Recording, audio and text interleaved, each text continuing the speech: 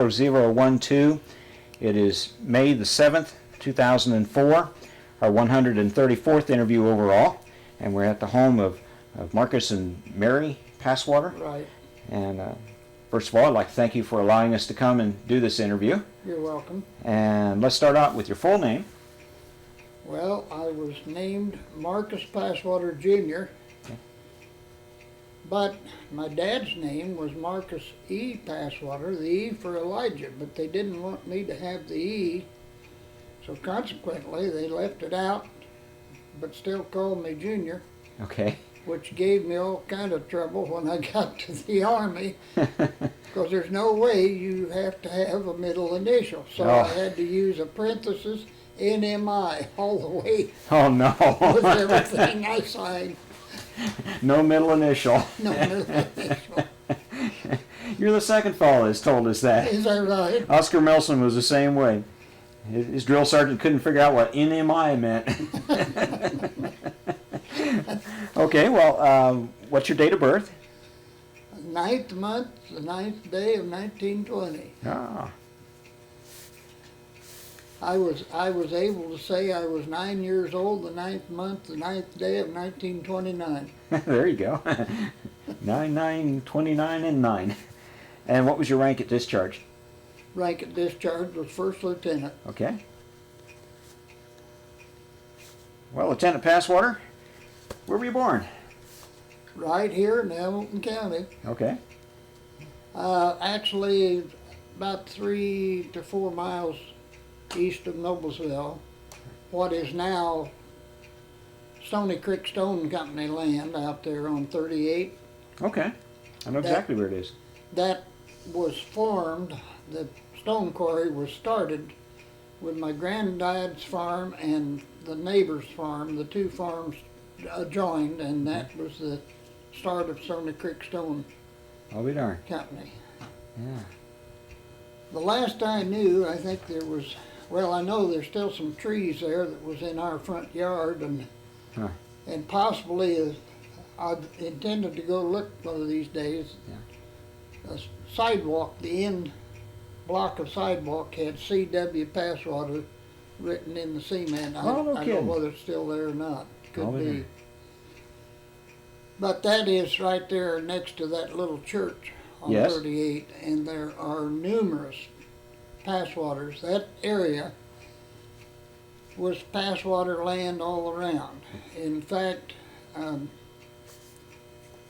William Connor was supposed to start at Connor Prairie in 1823, and the first Passwaters came in 1825. Huh. The forefathers, you know. Yeah. I'm surprised they didn't call the state Passwater, or at least the county. That's pretty neat. Now, you were born at home, I assume. Right. Okay. Right. And I take it your mother was there. I think she was. Okay. I don't remember witnessing. Oh, what was your mom's name? Eva. Eva? She was, her maiden name was Randall, from down towards Carmel. A lot of Randalls down in there. See, R-A-N-D-A-L-L? Okay. All right. What'd you tell folks about her? What was she like? She was unique, I guess you could say. Ask Steve. She was the next to the youngest of 10 children. Okay. It was 6 boys and 4 girls. Oh my. And she was, well, she graduated from Carmel High School. I think that was one of the first, maybe the first of the family, I'm not sure, you know, but what, in 1918, I think, she was born in 1901, and she was, I guess, married at 19, and I was born in 20 then. Wow. So she was she kind of a tomboy growing up with all those brothers? And well, from stories that I heard, they had some times with all those kids, and tricks they pulled on one another and things like that, Yeah. you know. A big family. She sounded like she was a lot of fun. Could have been. Yeah. She, well, when I,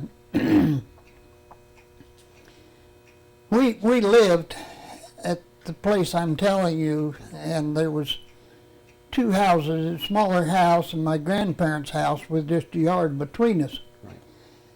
And we lived there till after my granddad had died, but that last year was in 1927. I was 7 years old, and at that point in time, they would let some people drive school routes with a car.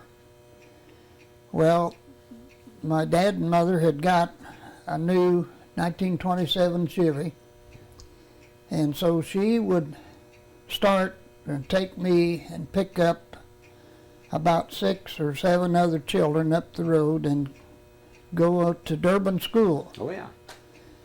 And she'd come back, and there was a fella not far there, and she run the route by there. He put out tomatoes in the field of tomatoes that fall.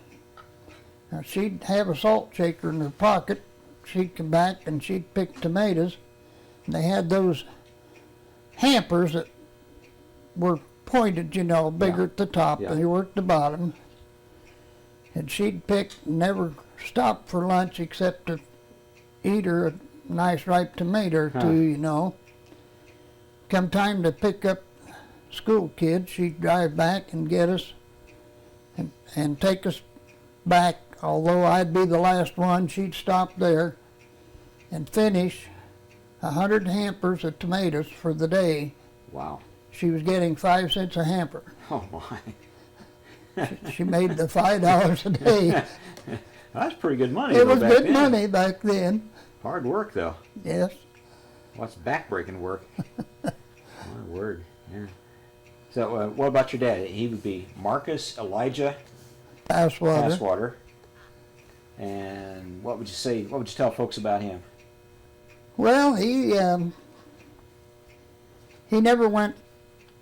He stopped at the 8th grade of school. He never went on to high school, and he farmed, helped my granddad. In fact, he was born in 1895 and had lived there on the farm and mainly did the farming up until we moved in 1927. And I guess when they moved, they always said that all he got was one old cow and $40. Gee. But he was a coon hunter. Yeah. He trapped, and you know, just was a good father, I guess you could say. Yeah, kind of almost a pioneer in kind of the way he lived. It sounds like. In a way. He knew how to live off the land a little bit.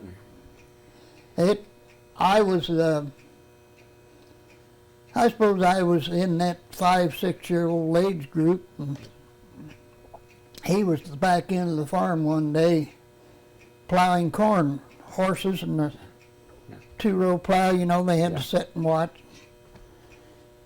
And he pulled up to the end of the field and stopped letting the horses get a blow, pulled out his mail pouch chewing tobacco, you know, and wadded up a could and put in his mouth, and I thought that looked real good. I said, "Hey, could I have some of that?" He said, "Sure." So he wadded me up a little ball and gave it to me, but he didn't tell me he was supposed to spit, you know. I chewed on that for a little bit and was swallowing it, you know, and he let me ride on between him and the where he could look down through the plow. Yeah. Boy, the thing started going around and around. I never got so sick in my life. And that was the last chew of tobacco I ever had to. He broke me good. He's a good teacher, wasn't he? He was. He was. That's funny. That's great. Oh, did you have any brothers or sisters? No. Okay. Had the whole farm to yourself? Yes. You said you moved when you were about 7. 7. Where'd you move to? To my other grandparents, my mother's parents. That granddad had died, and my grandmother was going blind. And they needed somebody to help look after her, and there was like 70-acre farm there, and so Dad farmed that, you know. Yeah. And he got a nice team of pretty well matched horses, and they were building a road down in that area and hauling gravel out of a open gravel pit with the wagons they used to. But coming up and out of there, they would have trouble, a team pulling the wagon load of gravel. So he got a job with this team as being the hook-on to help Okay. pull them out and get them up on the flat ground where they could go, you know. And that was, he supplemented the income, I suppose, with that. Do you remember what kind of horses they were? No, I don't. Like I say, they were a pretty well matched team, although one of them was a good, I'd call a good, steady horse and always up and at it. Yeah. And the other one was lazy. He'd lay back a little bit. And my dad had taken on, rented another 20 acres close over there. Yeah. I never saw him as sad as I did the evening he come in home. He was leading this old Frank, which was a lazy horse. Yeah. And he had the second set of harness on him. He'd been plowing or planting corn or something, and he got the back of the field and went, turned around, and old Fred, the one that was always eager, Yeah. had a heart attack and dropped dead. Oh, for crying out loud.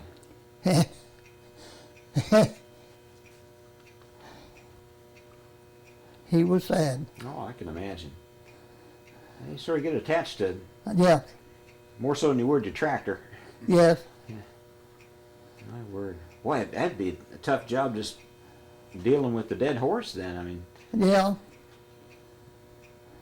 well, you just be just about as easy to bury him right there as to. yeah. I don't know what they did with them, whether they had, at that time, whether somebody would come around and pick them up, you know. I suppose there'd have to be. Just Probably. Well, what were your jobs on the farm? Well, I eventually had got a pony when I was down there, and I got, when they'd have thrashing ring, Yeah. water boy job, you know, Yeah. and I would help scoop corn, getting ready for the grinder. They used to have a grinder come around on a truck, and you'd load the corn and oats and whatever onto your wagon, and then when the grinder come, it would be scooped in, you know, and mixed for your cow feed, hog feed, Huh. whatever. I'd never heard about that. I didn't. Yeah. It was kind of unique. I mean, instead of taking it somewhere, you know, It came to you. yes, Yeah. innovative. It is. That is. So, did you have any jobs on the farm that you just hated to do?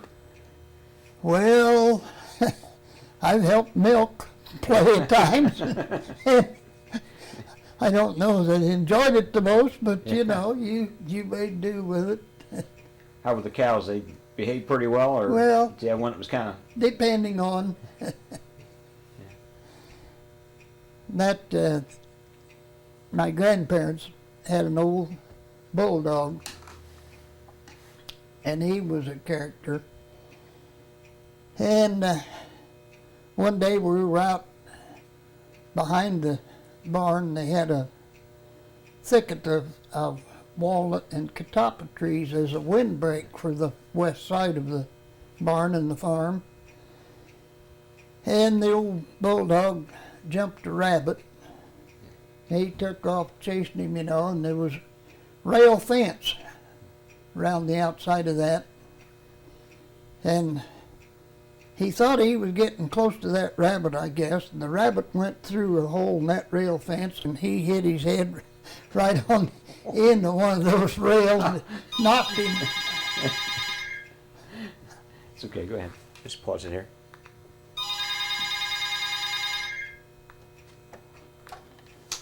Probably Carrie. Hello. Yeah? We've had a lot worse. Okay. Okay. All right. So, what'd you do for fun on the farm? Do you have a creek nearby, or? Well, my dad fished, and but we would go to White River, which was from there straight across, was a couple miles probably. So I learned to fish from that and have always enjoyed it and loved it ever since. Steve doesn't follow suit hardly, but So, you have any big fish stories? oh, he had a wood flat bottom boat, and he had a pole that, no motor or anything, you know, Yeah. pole the boat. He kept over there in the river. He'd chain it, padlock it, and hide the pole and under the grass and leaves and stuff along Yeah. the fence there or something, and he'd be there the next time we'd go, you know. And surprisingly, though, up and down the river with that pole, you knew the depth of the water. You knew whether it was a gravel bottom. Yeah. You could tell all those things that takes all this electronics now to do it. And we'd go over, and he had a little minocene, and we'd work the weeds along the bank and get crawdads and Yeah. find soft craws, and we'd go down. There was a couple of riffles in the river. I'd hold the net, and he had a iron rod with a handle and a hook.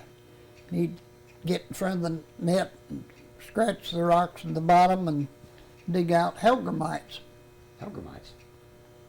And they were, if you've never seen one, they're kind of like a thousand-legged worm, except they had a pincher set head, you know. Okay.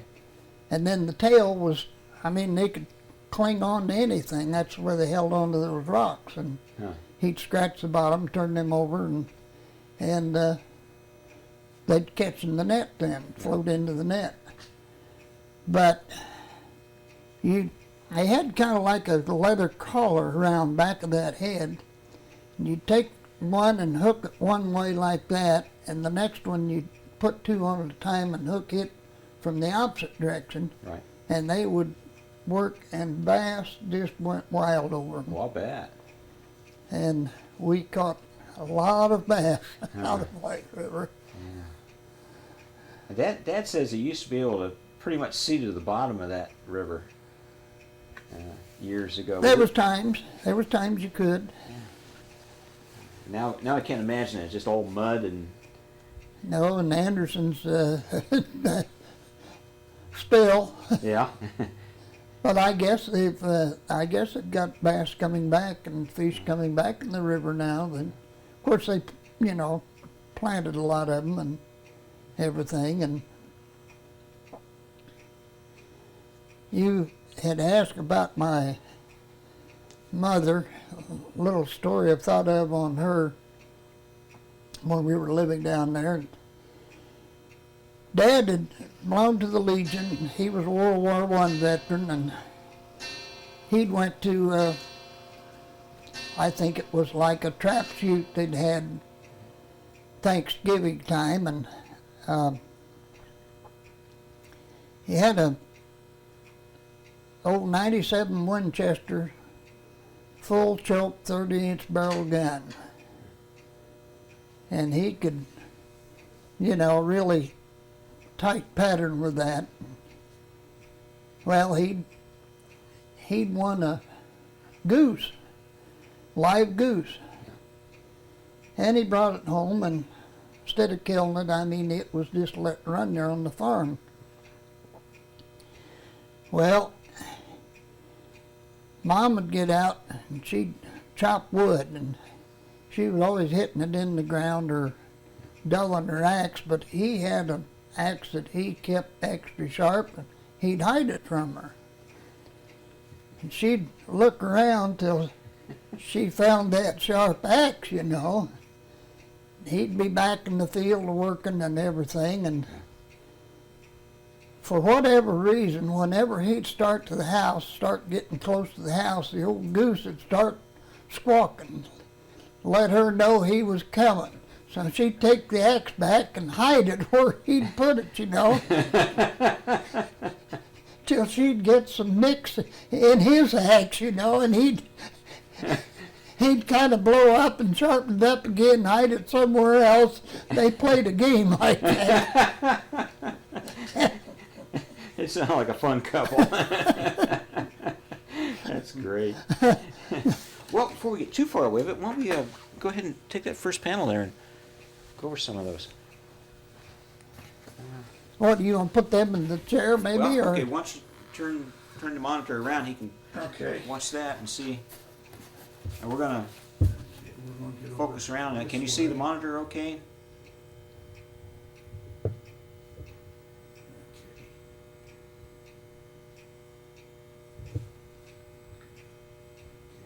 Yeah. Okay, who we got there now? That's your mom? Yes, my father and Okay, mother both. Mother. He's in I think he's in his Army uniform. Yes, yes. Did he ever tell you anything about the war or his service? He was at Anniston, Alabama, and they were ready to ship out and go overseas. And the night before they were to leave, they fed him a meal of mutton, and it turned out to be tainted. Oh. And I guess the whole camp had a steady stream back and forth to the latrines. It stopped their shipping out, and before they all got back on their feet, the war ended, and they didn't go overseas. What we got there? I suppose I was a couple years old, maybe. Handsome young fellow, wasn't he? I'm not sure that's 2 years old. It might be. I But might not been, maybe one. Is that one? okay. See what else you got there. Okay. Let's go down. Looks like the pattern goes this way. Okay. That's about the same age, maybe. I don't It's know. about 2, I think. Okay. Now this little one right here is. Uh-oh. I've seen those before.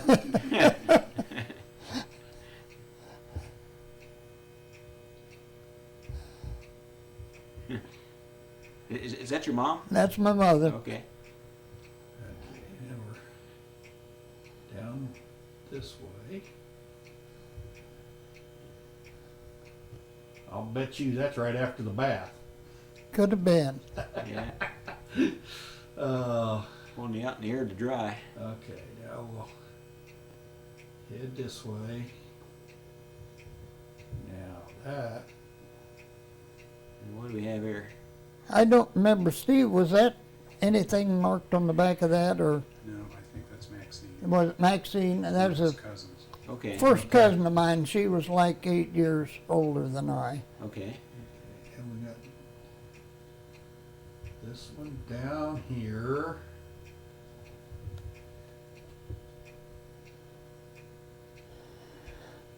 Like I said, my dad was born in 1895. He had 5 sisters, all older than him. Is that mom and dad and you in a cart or a wagon? Well, it's my mother and I, but I can't Yeah. see. Yeah. Now you got a pretty good shadow under the hat, so it's. Yeah. Probably my I dad. expect that is. That's a nice picture. But- Oh boy, now we. Get back out on that one. He was the only boy, and like I say, 5 sisters, and there was 5 years between him and the youngest sisters, which was a pair of twins. Now, I'll bet that's dad and you and a bunch of pups. That I think is my granddad, Your grandfather, okay. Okay. Your grandfather. And what was his name? Corridon W. Okay. Passwater. Well, Okay. what would you tell folks about him? Can we back off now? Well, of course, like I say, he died about when I was 20, or I mean when in 27. Okay. So about Which 7. So you don't I remember was much 7, about so him. I don't remember a lot about him, although he was, one thing I can remember, we had on the edge of the place there was an apple orchard, and he'd pick up apples, and they had a front porch on the house there where they lived, and there was like a nail tie up above, and he'd lay them up and let them ripen up, you know. I could always remember he'd get out his pocket knife and he'd start peeling the apple. It'd be one string all the way around. All the way He'd take around. all the peel off Yeah. of that apple without ever breaking that peel. Then he'd slice off slices and feed me along with Oh, yeah. eating them himself. And there was times he would take me again. I suppose I was maybe 5 or before I started school, and we would walk from there to the Clarksville store. And it'd come lunchtime, he'd have them cut off a hunk or 2 of bologna. They had the barrel with the crackers, and he'd get some crackers. Maybe a bottle of pop we'd split. Yeah. We'd have our lunch at the Clarksville store. That's a great story. The original Cracker Barrel. Yes. People don't think of those things anymore, but there's, Yeah. and another one that while we were still living there on the farm, I guess it all goes in here. Dad had got an old Fordson tractor,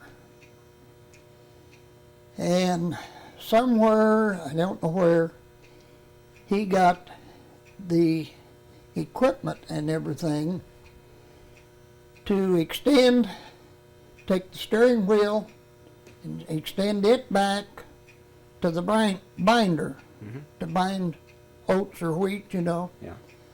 And also rods. There was one with a lever that pushed the clutch down, another one for the gas. Well, you'd crank up that old Fordson tractor with the clutch down, and you'd put it in the gear you wanted, go back and get on the binder seat. You could let the lever and clutch, Yeah. and you'd drive the tractor from back on the binder seat. But you had your hands full. I could see now. I I mean, bet. you had to kick. You had that carrier that carried the bundles, you know, and then when they'd get half a dozen or so, they'd kick them off in the pile so they'd be handy to shocking into the shocks they made. And that was quite innovation as far as instead of 2 men, it reduced it to 1. Yeah. Well, one very busy guy. Yes. Very busy. Well, yeah, that's a good question. Did he replace Fred, or did he go to the tractor after Yes, that? he got, no, he eventually got another horse. It was a younger horse, and I remember he had quite a time breaking him. I can't imagine they'd be very well paired from that point on, because No. Frank would have been Still lazy. still lazy.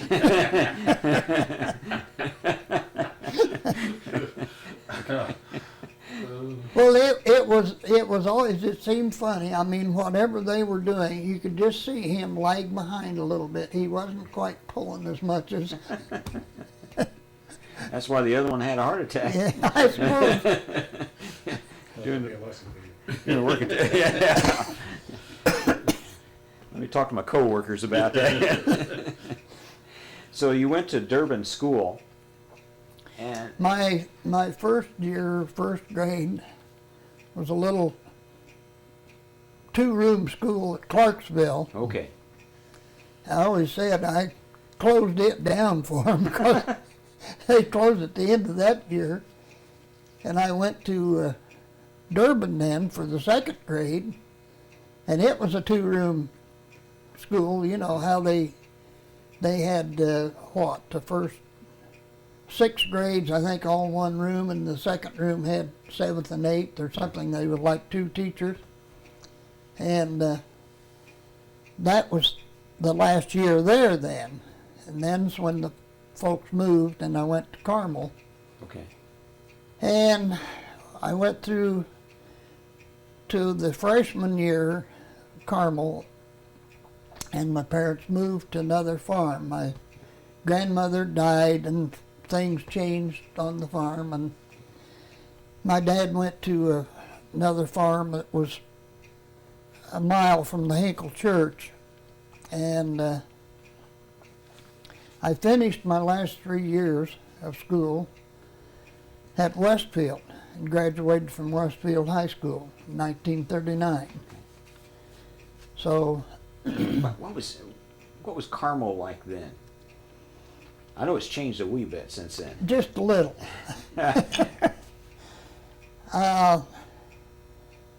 I'm not sure whether the last I knew, the building that was our school building was on East Main Street there, set fairly close to the street, west of where the new high school is now. I mean, all that.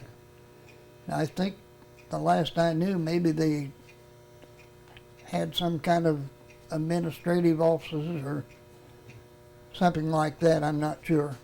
Was Carmel about the size of Cicero what Cicero is now? Probably. Yeah. I can't Probably. imagine it was very big. I know at one time it was a regular Indiana town, and Yes. Had the old blacksmith, and oh yeah. oh yes. Oh. Well, now he'd be part of some kind of a living museum, and you'd pay big dollars just to go see him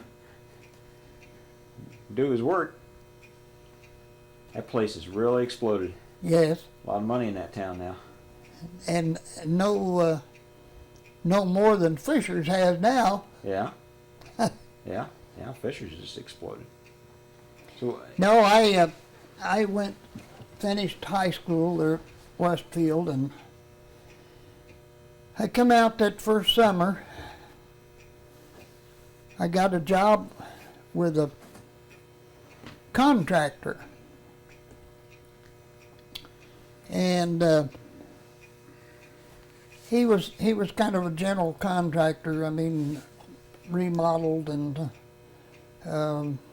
built barns. We built one new house, 2-story house in Noblesville, but he paired me with an old gentleman that was a real good carpenter. Yeah. But any of the climbing or anything up I had no fear of climbing, and Yeah. so I got to do all the climbing and everything. And the other fellow stayed on the ground, but he cut the angles on the boards or siding, and fit them up under the slope, and they'd always be perfect. So what was the contractor's name? Griffin, Griffin, and they called him Doc Okay. Griffin. all right, and the carpenter you worked with, I can't think of his first name. His name was Cox. Cox. Okay. Well, let's back up a little bit. Do you remember any of your teachers in school? I think one that I remembered most was probably that third grade teacher when I went to third grade at Carmel. And I had it rough because the first 2 years at Clarksville and Durban, all I did was play with blocks and clay, and the teacher didn't have time, with that many grades and that many kids. So when I got to Carmel, Martisha Stewart was a third grade teacher, and they'd had phonics and all these things. I'm not a good speller today, but because I missed a lot of that. And it come to the end of the school year, I had probably more D's than anything else, in my grades. And she called the folks in, and she said, now I can pass him, but he'll have trouble the rest of his way through school. And I always admired my folks. I mean, they let on like that it was my choice, that they wasn't pushing it. Yeah. But I decided to take the third grade over, and I made mostly A's the rest of the second year, and give me a better start than if they'd have passed me. You were very wise to do that. A lot of kids would worry about the social stigma and Right. and they'd have gone on, but you made the wise choice there. That's showed quite a bit of maturity at that age. Well, I was probably encouraged. He's got That's the third grade. Yeah. Okay.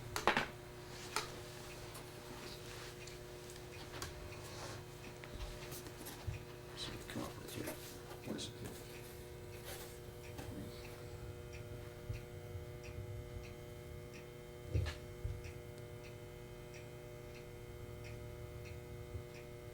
Yeah, right there. That's third grade. what's the date on it? 1928. 1928, and written on the blackboard is third grade Martisha Stewart. Wow. Yeah, Can okay. you close in on that? And I'll get a picture of try. her? I don't know if I can get that or not. She'd be standing right in the middle there, isn't she? That's her off to the, just going out frame. Okay, you want to go? I'll see if I can get both of it here.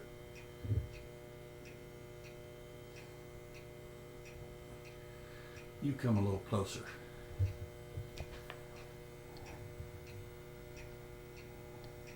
Yeah. Wow. That's good. Close. Now let's see if we can get. There's your teacher. And this is Miss or Mrs. Stewart. I think Miss. I'm not Probably sure. Miss Stewart back then. It may have been. Weren't too many married teachers then. We got 30 seconds. Okay. About 30 seconds? Yeah. All right. Well, let's stop it then. We'll swap. Okay. Okay. Now we need to come up this way. This is 040012, tape number 2. So we got here. Oh, we got the. Oh. Oh. Okay. Who's that handsome fella? 1939. That'd be your senior picture. Very likely it was.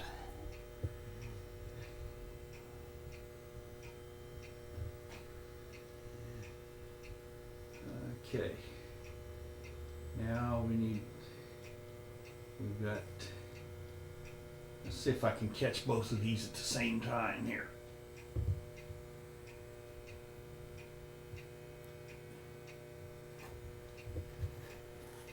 Is that the graduation announcement, or is it the diploma? You remember, Steve? That is a, it's like a, you can open the page, it's, I guess you would call it a. Class of 1939. Oh. Senior scrapbook. Senior scrapbook, okay. Let's see what we can come up with here now.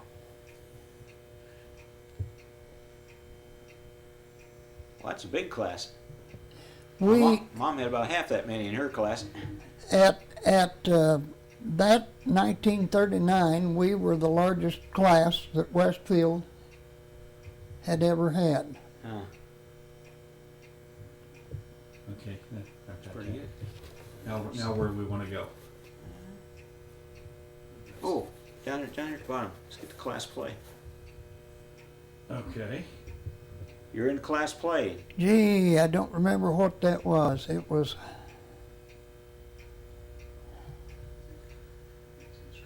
He's the back row, right hand side with the hat. Back row, right hand side with the hat. Okay. I had some little part in it, I know. You didn't tell us you were a Broadway star. It was a big cast. I forget what the play was, though. I'm not seeing anybody in there with a hat. In the center. There. Let's go this way. Oh, the back row. Back row with the hat. There we go. Duh. There we go. For some reason, I'm thinking the back row is the. Yeah. Okay. Yeah, there it is. Sorry, folks. It's camera operator's fault.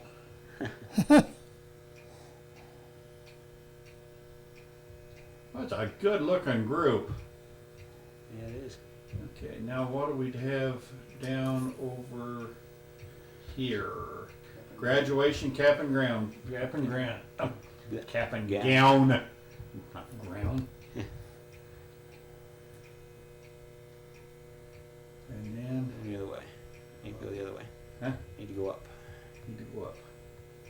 Oh, Yeah. okay. I need to go up here. Okay.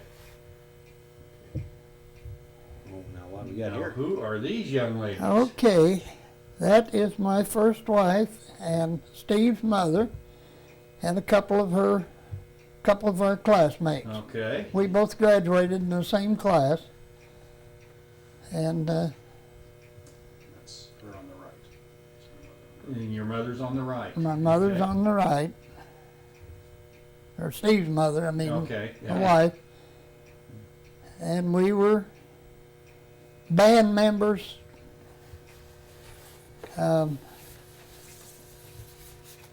Back in those days, Westfield Band was quite famous for, going to these contests and taking first places and so forth.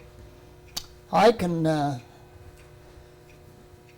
one of the memorable times I can remember, this kind of dates it. The marching band went to Elwood when Wilkie made his appearance Oh, there. did you now? Hot. It was hot that day. I remember there was one or two members who was standing fainted and just fell flat, Huh. you know. Yeah, we have a story about a gentleman who went there. Wendell Wilkie was I believe his captain in World War I.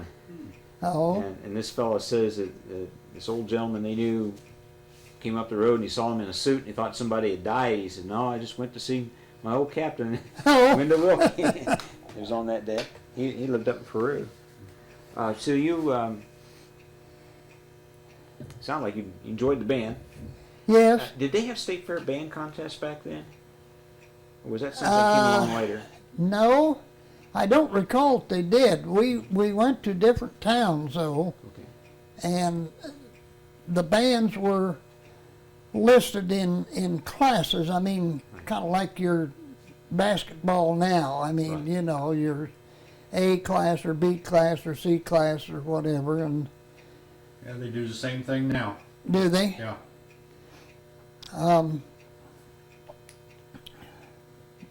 I can't remember, but we went a lot of places. I mean, it was, Who was your big competition back then? oh Recall? gee. Seemed to me like Winchester was one, and I don't remember. I mean, they would have been schools that would have been virtually the same size, you know, as we were. So what were your good subjects in school? Oh, I really in high school really enjoyed the year I had commercial law. Oh. I also liked shop. I took all 4 years as much shop as I could get. This little end table was one that I built. That's solid walnut. Pretty sharp. The other room in there, I've got a, my last year project, I built a solid walnut cedar chest, Wow. and then it is lined with 1/4-inch cedar. Right. The Westfield lumber yard was O.E. Talbert, and he had built a big brick 2-story house there in Westfield. Of course, had all the wood and everything that he needed, you know, but he had lined the closets in that house, as I understood, with this cedar. I mean, whole closets.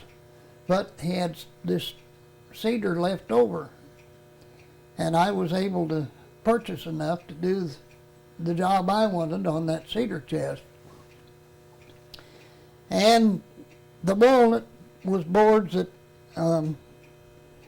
well, I mean, you know, the lid of the thing is probably that wide, so I had to make glue joints of those boards and dowel pinned them together and everything. Well, of course, your boards won't always come out even, so after I had them all glued together and everything, I took them to this lumber yard, see if they could plane them for me. They said, yeah, we can plane them for you, but we won't guarantee we won't pop your glue joints. I said, you leave that to me. I said, go ahead and plane them. Well, they didn't pop any of them. I had them made good enough that they held up. Well, that's quite an accomplishment. I couldn't put 2 sticks together and make them look like anything. It takes more than 2 sticks. Who was your band director? Shoot, I can't think of her name right now. Her husband was prosecuting attorney in Noblesville Oh, really? at that time. Well, that's okay. I can't remember her name. Now, you mentioned your first wife. You met her at Westfield? Yes, like I said, we graduated in the same class. Okay. And I had moved. I mean, you know, we moved, and I continued my sophomore, junior, and senior year. So it was only the last 3 years that I spent at Westfield with that class that you were showing there a while ago. But we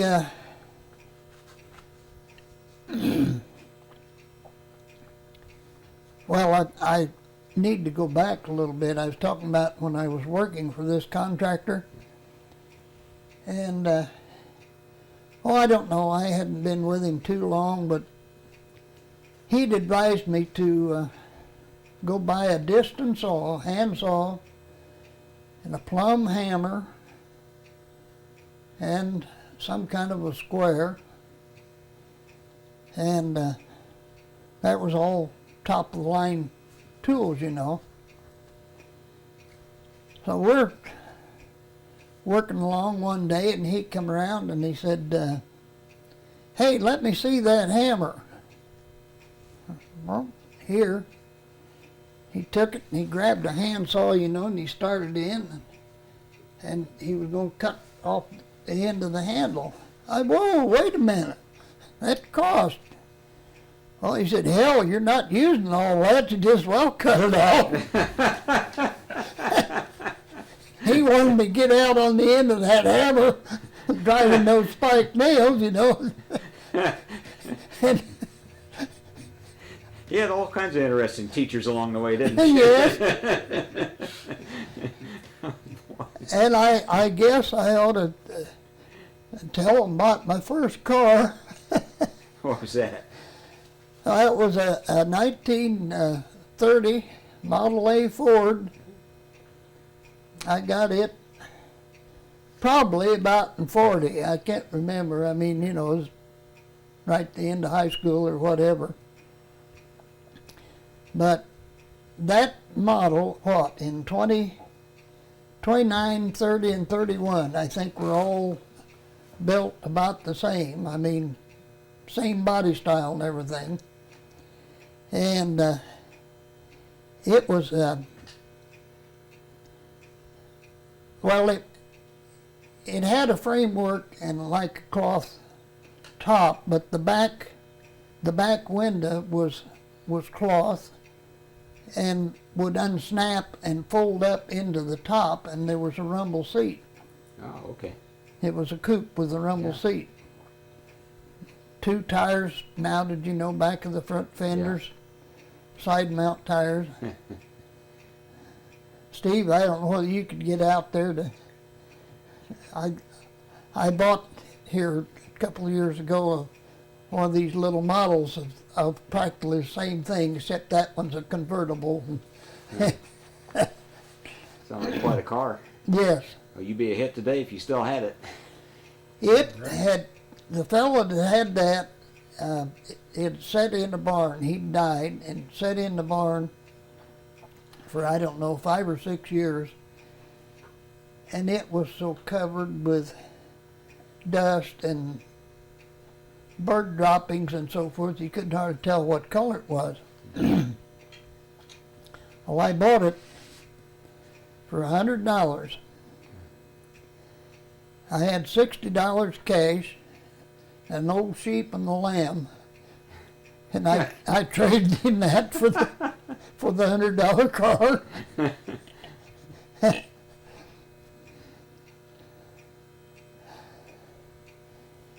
My wife and I then were married in 42. Okay, what was her name? Marjorie. Marjorie, what last name? She was a Clark, Marjorie Marie Clark. Okay. And, well, that's leading up to my war experiences, I guess. Okay. Of course. Let's how many children from that marriage? 4. 4. And what are their names and a little something about each one? Okay. Alan Clark is the oldest boy, and Judith Ann is the daughter, next in line. Stephen H. is 3rd, and then John Mark. Okay. So there's 3 boys and the 1 girl. Well, you must have got along pretty well. We did. And how long were you married? She died in 1973. 73. Okay. She had polio, though, in 1952. Oh, really? John Mark was 2 months old. And his grandparents, my parents, they lived with a yard and a garden between us, and thank goodness, I mean, they helped more or less raise him and help take care of these other 3, you know. But it left her paralyzed from the waist down. She didn't get out of bed of a morning unless I or maybe the kids once in a while, a couple of them would double up and help get her in the chair. Or, Yeah. and Well, that had to be hard. from 52 to 73, 21 years. Oh my. Mhm. Oh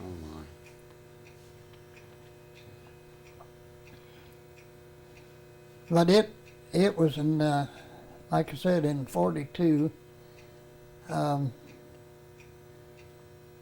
Well, of course they'd had the Pearl Harbor and everything, and Now, where were you when you heard about Pearl Harbor? you know, I don't remember for sure. Yeah. I think I was in the car somewhere and heard it on the radio. Do you remember your reaction to it? No, I don't. Probably didn't even know where Pearl Harbor was. Probably it was foreign to me at that time, but Awful lot of folks. yes, yes. I was, of course, I was registered in the draft naturally, and I knew my time was coming up in the draft, and I thought, well, I don't want to be drafted. I'd rather, volunteer for something. Yeah. And so, second cousin and I went to Lafayette. This may sound strange, but I had thought Air Force and possibly being a pilot. Huh. And I guess in your reasoning, I had thought, if anything happens to you, it'll be over and it'll be quick. Otherwise, maybe you'll come back all in one piece. Yeah, I mean, yeah. believe it or not. Oh, I guess you're right. So we went to Lafayette, and at that point in time, I didn't have any college. I hadn't went on to college, but they had lowered the requirements to where if you could pass the test for 2 years of college, the exam of equivalent to 2 years of college, you could get in the Air Force. So I passed the test and everything, and I suppose this was possibly maybe like in June of 42, and there was an old civilian doctor that was doing the examining. Well, I passed pretty well everything except got on the scales and they measured your height and they had a chart you had to weigh so much for your height, and I was too skinny. I didn't weigh enough to measure up to that height. And this old civilian doctor said, tell you what you do. He said, you go home, do a bunch of swimming, and he said, you drink beer and eat potato chips for the next 3 weeks and come back. And so I followed his orders. That's quite a prescription. I went back, and of course I knew the procedure then, so when I got on the scales, I scrooched down just as much as I could. I think, in fact, one of those papers I got there only figures me 5'9½". And I passed the test and went on through, and I was given the serial number, sworn in July 13th, 1942. Huh. And that was like an enlisted serial number, Okay. 15108283. You never forget Yeah. those serial numbers. They said, you go home and we'll call you. I came back. I didn't hear anything, and it got to the place, you walk down the street, people look down their nose at you, why aren't you in service? Insurance service, yeah. Well, as it turned out, they had give somebody else and I the same serial number. He was called, that serial number was in service, and it took them, I wasn't called, I had to report January the 3rd of 1943. Huh. I went from July the 13th till January 3rd of 43.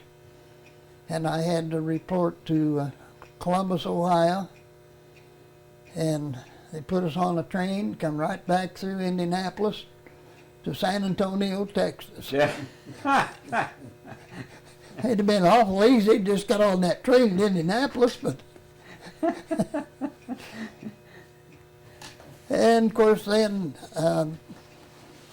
you know, your pre-flight days, your early days, I mean, I suppose I was there like 6 weeks or something, but 3 weeks as an underclassman and all the things that went on then. I mean, you come out of those barracks, you couldn't use the steps. You had to go from the porch to the ground, and the same way going back in, you had to jump from the ground to the little porch to go in. Just to get you in better shape, or? It was run. Everywhere you went was run. Yeah. When you ate in the mess hall, you picked a point and you looked straight ahead, and you didn't move your head, and you ate square meals. You'd get whatever you could get, and you'd come up like this and then come in with it, and back the same way. No, I never heard of meal drills like that. That was part of the routine. Wow. Where the term come from. Making your beds, you had to make square corners. Your bed covers, you had to drop a dime from a certain height and it had to turn over. Your covers had to be tight enough. And if you didn't have it made that way, and the sergeant who ever came through investigating or checking it, he'd just tear the whole thing apart and do it over. Oh, gee. How'd you do on that? Well, you know, I was always trying something, so I learned that just kind of loosen it up at the top, and I'd slide in from the top and wouldn't pull out those square corners of the edges and everything. I'd get up the same way of a morning and tighten it back up, and you had to have that, whatever it was, 6-inch white collar, you know, showing and everything. I got by pretty good. You had a well organized. So let's see, where was this? You were San Antonio or? San Antonio Okay. was there, and then You remember what the name of the field was? Black one? no, Blackland was Waco. I was there later. Okay. Is it Curtis? No, Brady. Brady was our primary training field, Okay. and I trained there with the PT-19. Okay. Is Randolph Field at San Antonio? Somewhere Curtis Field runs in my mind. I'm not sure whether that's San Antonio. I was just there last week. Oh, well. Didn't know. Brady was, like I say, was primary training with the PT-19. I had a very good instructor, civilian instructor at that time. They were using not only Air Force instructors, but they needed more, you know, and Any chance you remember his name? oh, That's okay if you don't, but I mean I don't offhand. what was it like flying a PT-19? What's the configuration on that? Is it like a two-seater Two-seater, forward and back, biplane or single wing? single wing, Single wing. Okay. monoplane. Yeah. Okay. Trying to think if I got any pictures. Low wing, fixed gear, tandem cockpit. Okay. I think it tells what engine and what horsepower. Yeah, 180 horsepower Ranger engine. Okay. 108 horsepower Ranger. What were the characteristics of it as far as flying? Was it pretty easy to fly, or? It was a very good trainer. Acrobatic, and I loved, believe it or not, at that time, to do an acrobatics, and I loved to turn that thing upside down, hang on the seat belt, see how long I could keep it flying upside. Oh, gee. And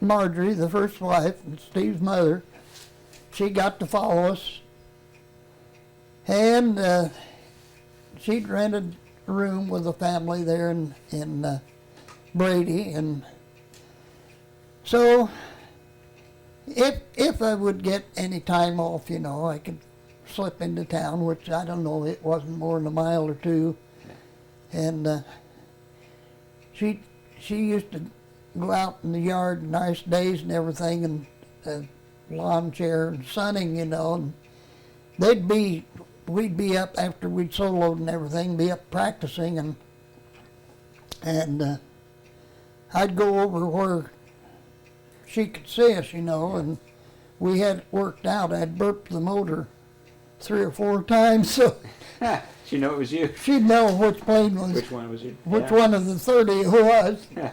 Then I'd go into my acrobatics.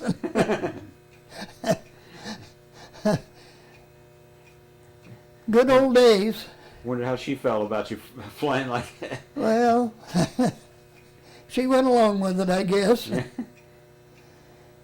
So from the PT-19, where'd you? From the PT-19, then I went to the BT-13, Okay. which was the basic field at Waco, Texas. Now they had two fields at Waco. I finished the basic and went then, I was assigned to twin engine, which was the other field at Waco. Okay. And from there, I flew AT-10s and AT-17s, I believe it shows. Okay. AT-10s and AT-17. One of them was a Beechcraft and Now there's a Cessna. Cessna. One was a Cessna and one was a Beechcraft. Okay, both of them twin engine. Both of them twin engine. Okay. How was that after being in a single engine plane? Did you notice much Different. difference? It was different, but you didn't have a chance to do acrobatics and things like that, you Yeah. know. Right. Then I graduated. I was in class 43J, which the letters stood for the month of the year, which I had went in January the 3rd of 43, and J was November the 3rd of 43. It was my graduation. I've got the military record here where I was discharged as an aviation cadet. The same day then I was sworn in as a second lieutenant. So I didn't, That's quite a jump. well, was given 10 days delay en route. And that was from Waco, Texas. And like I said, my wife was with me. Drove straight through to Noblesville, 23 hours Oh my. in a 1939 Plymouth, I guess it was. Had 10 days, and of course gas was rationed at that time, Yeah. and by her being with me, we could get provisions to get home and bring the car home. And there was no assurance that you could go back anywhere. Well, my orders were cut at the end of the 10 days to go to Austin, Texas, Turn around and which go was back. 2 hours farther down the road than Waco. Yeah. And so, anyway, I wasn't going to worry about it. I didn't know what I was going to do, if I was going to be able to drive back, you know, but I had an aunt, one of my dad's sisters, was working in the rationing office. And of course she was real good friends with the lady that was running the gasoline rationing stamps, you know. Right. And so I think it was a night or two before I was due to go back, this aunt came out, and the lady's name was Dale Gaddis that ran the office. She had a sealed envelope. She said, Dale said to give you this envelope. I said, what is it? She said, I don't know. She said, give it to you. Opened that envelope, and it was full of ration stamps for gasoline. How about that? Now, you were supposed to have the book and take them out of the book, let the station take them out of the book, you know. Yeah. But knowing how people are, if you pulled in the station and you had a stamp, they didn't care how you got it, whether it was out of the book or not.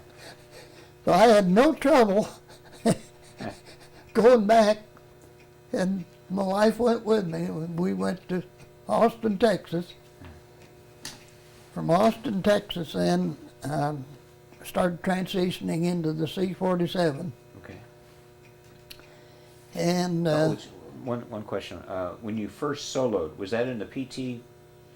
PT-19. PT-19? Okay.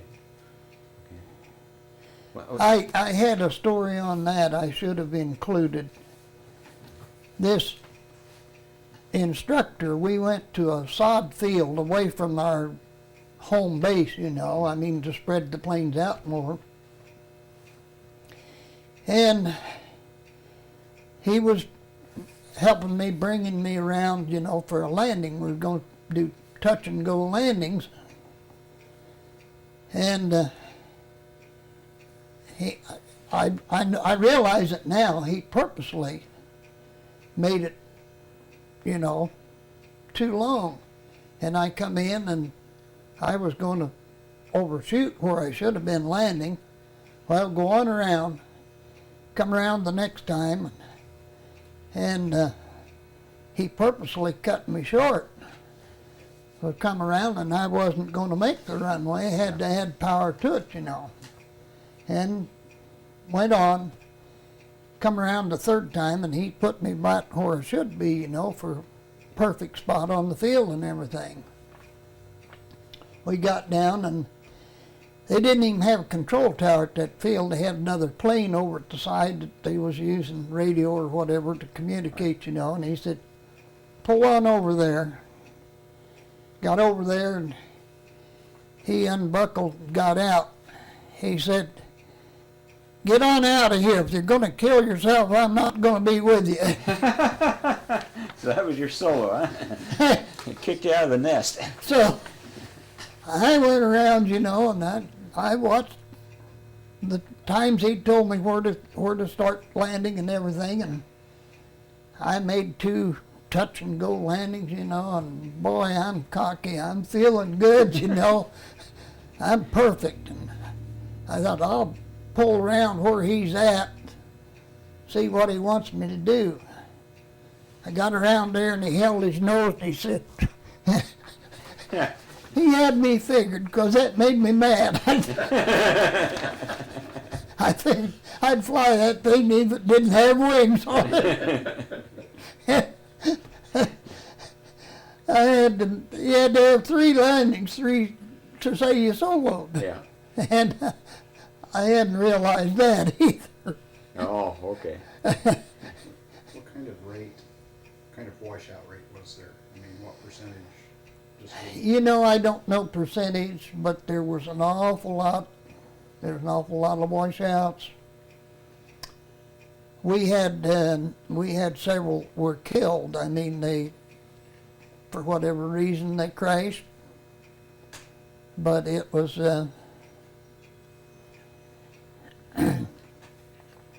it was just one of those things. I suppose I was lucky maybe to go through and didn't wash out. Yeah, you think the worst thing could happen to you would be that you'd wash out. There were a lot of fellows killed in training. I told you when I enlisted and volunteered that this cousin went with me, and he didn't make the test. He ended up in the Air Force, but he was a radio operator, Okay. but he wasn't a pilot. You had to have the best of eyes. I mean, your depth perception had to be. You know, back then when they tested your depth perception, it was kind of like a long tunnel, and there was a couple of pegs way down there, and you had strings on them, and you pulled them back and forth to see if you could line up those pegs side by side. That was just one of the many tests they did. I think it did something similar like that when I went to work for Delco Remy, Yep, I did too. and they told me, we will never let you drive a truck.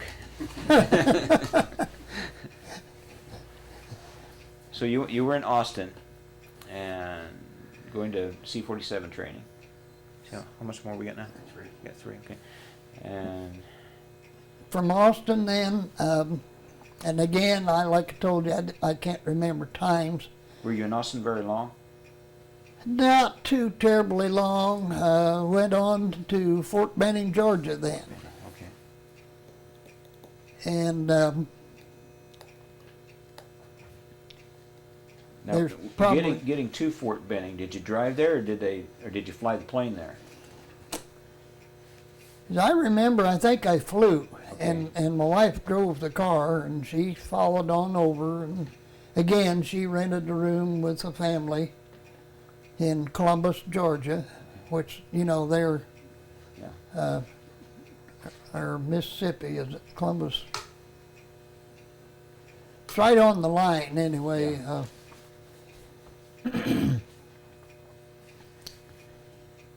And we did some flying out of there, and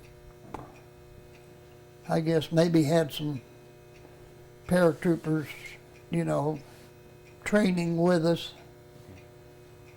And from there then, So what'd you actually train for there? You were training there to carry paratroopers, or just general flying and cargo paratrooper missions? training mainly that I Okay. remember there. All right. But from there then we moved to Grenada, Mississippi. Okay.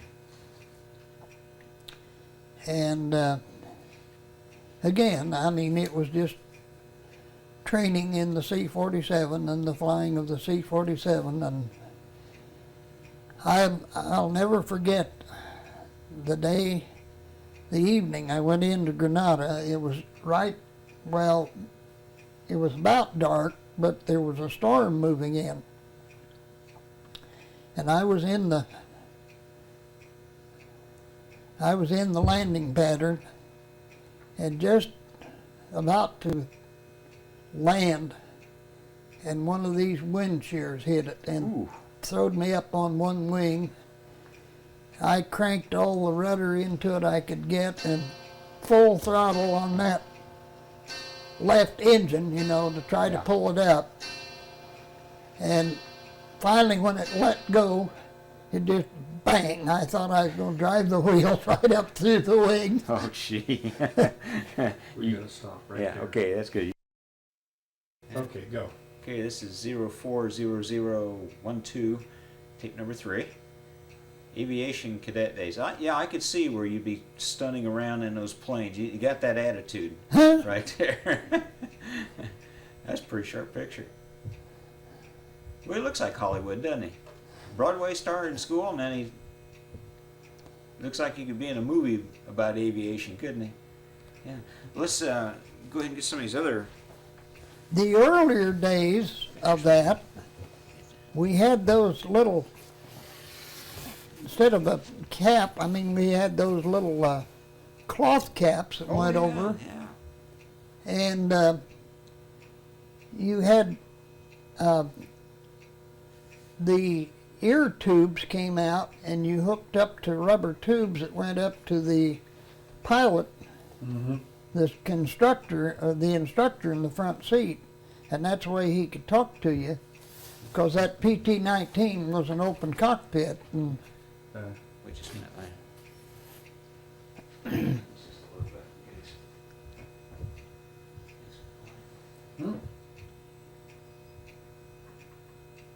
turn to the right and you can close it. There you go. There we go. And do we need to get more room light? I didn't realize we were getting that. Yeah. Boy, it looks good. Let's see. Now, Let's get some of these other.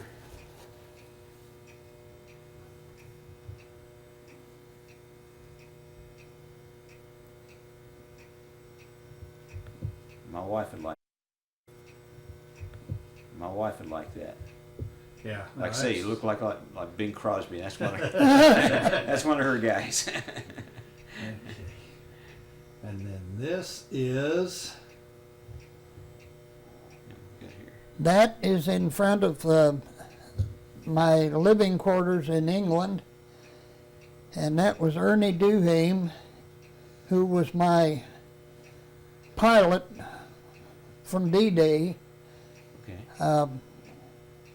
As I had finished my training, I went from went from Grenada, Mississippi to Alliance, Nebraska, and from there then I came to Bear Field, Fort Wayne. Oh, okay. And I had trained all those later days, I had trained as a first pilot, head of a crew. By the time I got to Fort Wayne, I had a full crew. And so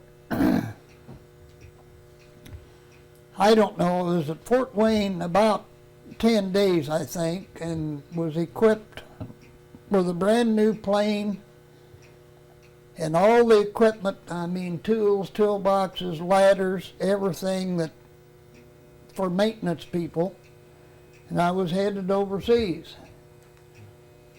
And the morning Is this a picture of Marjorie here? Yes, Okay. yes. And the morning I was to leave for overseas, it seemed like I spent 2 hours signing papers. Oh. And when I got through, this sergeant, whoever it was, he said, "Well, good luck to you. You just signed for $175,000 worth of equipment." Back at that time, that seemed like what a few million would I was be. going to say that. Yeah, they didn't pay you that much, did they? Now, what do we have here? I can't, what are you on, the little book in the middle? Yeah. Yeah. On the back of it, it says, "From your friends at Delco Remy." He Oh. was working at Delco Remy at the time he actually, When I was finally called, I had went into Delco Remy. Okay. Oh, that's neat. Okay. and those are two pictures that he carried with him through training and all the time he was overseas. Oh, wow. That's he and my mother, and then my mother and my older brother. Huh. So these you carried with you Yeah, all the time, and Yeah. that's neat. That is. And then this up here is wait a minute, I'm trying to get. I can't, Oh, this is your first lieutenant picture. Okay. I'm not sure of date. Of course, I finally made first lieutenant after I was overseas. But that's a set of my wings and the Okay. ribbons, the air medal and 2 oak leaf clusters. And then our outfit, we were there before D-Day, and we were there to VE Day, which all 7 campaign stars. Now there's got to be a story behind this picture. That was on leave at Edinburgh, Scotland. I went to a studio and they fixed me up with the kilt and all the. I didn't recognize that uniform. And then here we gotta get into this story here on these things before we'll describe them, and then we'll get into the story. Now this, I take it this is a C-47. What he's showing is the car that was, Yeah, that was, there's a story with that. Okay. That was at Pilsen, Czechoslovakia. Okay, Oh. we'll get to that here. And then this looks like a plane on top of a plane. Okay, that is another story. Here, Steve's got a blow up of that. Okay. Oh, okay. That, Let me kind of pan this, and then we'll get to the stories. 'Cause this is.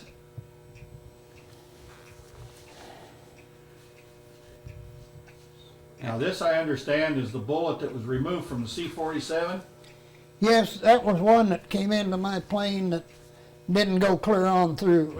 It had come up through the floor, through the outer skin and through the floor, and they had places where it was reinforced for hangers for the straps that held litters when we were hauling wounded. Okay. And as it happened, it went up, and as I remember, it hit one of those reinforced places I in don't the know if I can get this in there or not. in the top of the cabin, and didn't go on through. Then it bounced around in the cabin, and I found it later then and It was awful nice of him to give you a souvenir like that. sent it home. That was real thoughtful of him, wasn't it? Yes, it was. And this is Western Union telegram, arrived safely, expect to see you soon. Is that when I came home, Steve? yeah, it's, you've sent it from New York City to Mom. Okay. saying- Okay. Okay, That's pretty neat. okay. And we have Now. one more before we get too crazy with it here. I want to get this blow up of this picture. Oh, okay. Now there's a story here. That's the oddest looking airplane I ever seen. Okay, let me find I've you. ever seen. Let me find you. Well, it was my understanding this was in later stages of the war. This was at some German field where we landed, probably doing a resupply. Where? Mersburg. Mersburg. It was my understanding that in the desperation of the later stages of the war, that they were still trying anything they could, and that they had come up with this idea. That was a fighter plane mounted to the top of a bomber, and they would load that bomber full of explosives, and one pilot was able to take off using, I suppose, all engines, and then shut down the fighter plane and preserve his fuel and fly that bomber as far as he knew then that he could get back with the fighter plane, and he would set the bomber on autopilot and head it, supposedly timed with running out of fuel over London or someplace like that, and he in turn would turn around and Fly back in the fighter. scoot for home in the fighter. Well, we have not seen that anywhere. That is, Didn't even know that existed. wow. Wow, that's a good one. Okay, now we'll come back. Well, now wait a minute, you got a crew. Got a crew here. Well, it was just a bunch of us pilots, I think, that Okay, assembled there under that. okay. They're identified on the back. All right, so you went to Grenada, Mississippi. Grenada, Mississippi, and And it you- was still more just training, you know. And from Grenada then, we went to Alliance, Nebraska. Okay. And at that point, my wife was pregnant with my oldest son, but they had told them that there was no need, there wasn't housing facilities and stuff that they could even rent. So she came home, she and another pilot's wife drove home from Granada, Mississippi back to Indiana when I went on. And so then, like I said, I was at Fort Wayne, I suppose about 10 days. And in the meantime, they were getting us set up, and everything in order, and the new planes and everything. And those planes were being equipped with those big bladder tanks in the cabin because we were going overseas, The idea of being able to fly all the way over, Well, and use that. at that, I've got the date here. I left the 13th of April of '44, headed for England, and I arrived at April 23rd of April of '44, 28th, I think. So the bladder tank, was that for transporting fuel that they would use there? Extra fuel we needed. extra fuel At you that needed time for of your year, it was still too cold and too much to go the north route. Okay. So we had to go the southern route. And our shakedown cruise to try those tanks and the valves and see if we could switch and, use from them and everything, was from Fort Wayne to Homestead, Florida. Well, just so happened I got off course a little bit. I happened to go by Durban and Clarksville on the way to Florida. I made 3 passes behind the barn there at home, pull out and go around and come again at $175,000 worth of equipment. Oh, gee. The fellow that lived at Clarksville, just, a mile or half mile down the road, I got home, he cussed me every time he'd see me. And he'd like to tore all the shingles off of my house. Oh, no. Here you were defending I your mean, country. it was just, I'd be pulling out, and of course I'd shove the pot pits so it would roar. 3 passes like that, and on into Homestead, I guess, was the field at Florida. And funny little incident there. I don't know, we were there a couple or 3 days, and there was a bombardier that come off of some bomber crew that had gotten sick. And they put him in the hospital or whatever. Well, he was more or less like hitchhiking, to get on overseas and join his outfit. So they assigned him to my crew. Of course, I was the first pilot, had a co-pilot, navigator, three officers, and then the crew chief and a radio operator. Well, then we were assigned the bombardier. We had these little smoke bombs, and there was a tube thing that if you was going to have to land in the ocean, you were supposed to drop one of those smoke bombs onto the water so you tell which way the wind was blowing, make your splash into the water, So we told him he was assigned to he was a bombardier. He was the one that was going to have to drop those smoke bombs. And we went from there, Miami or Florida, to Puerto Rico.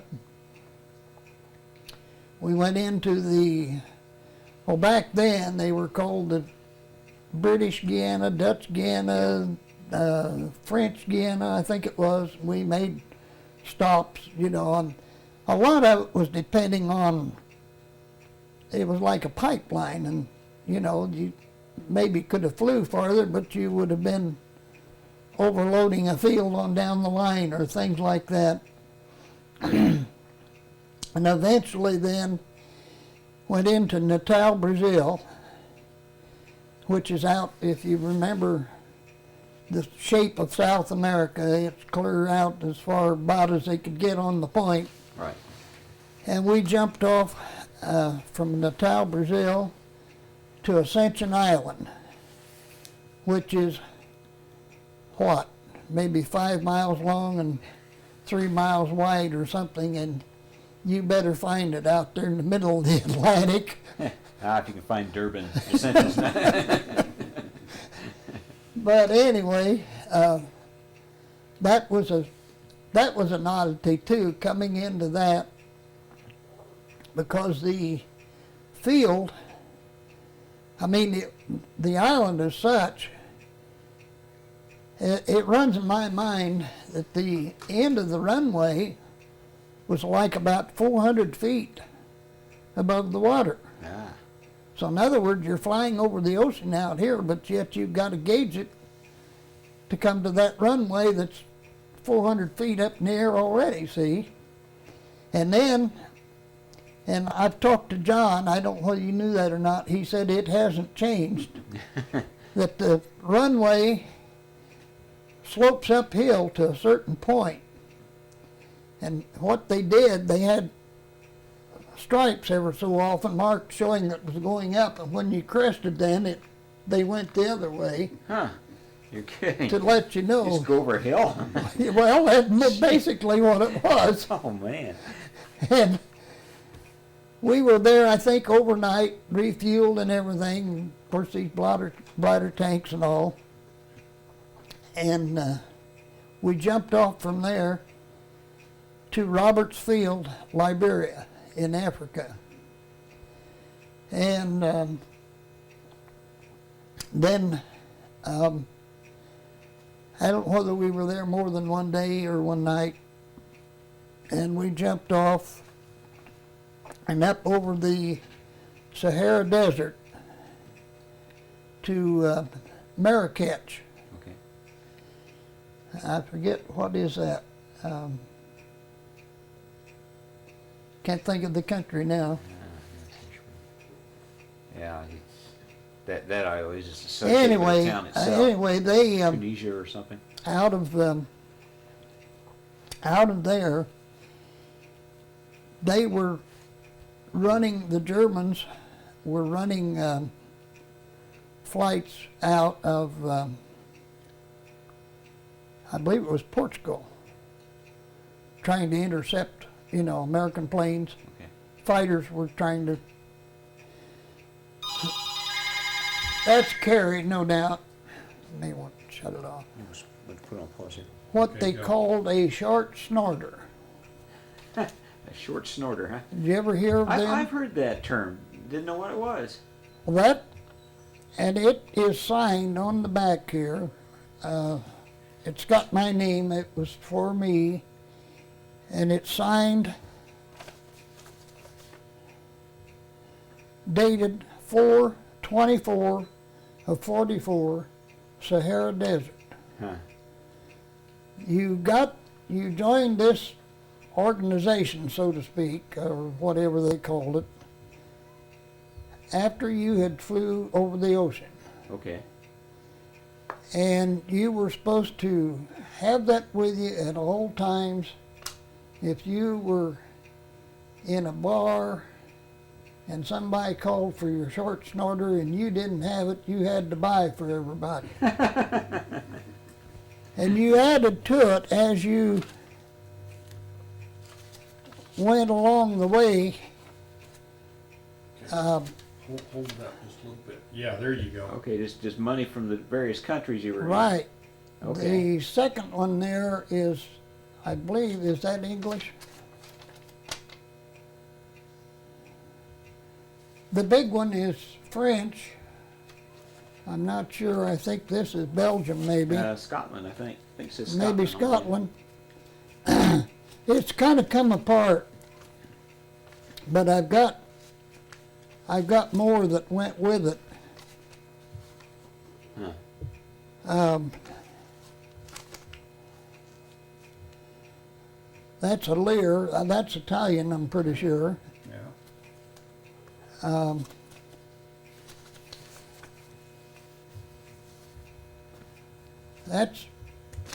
That's a Reichsmark. Ah, okay.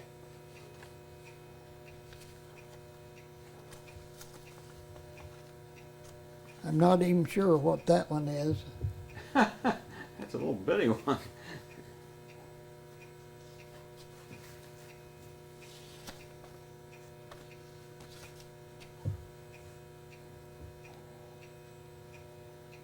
I think maybe that's Dutch.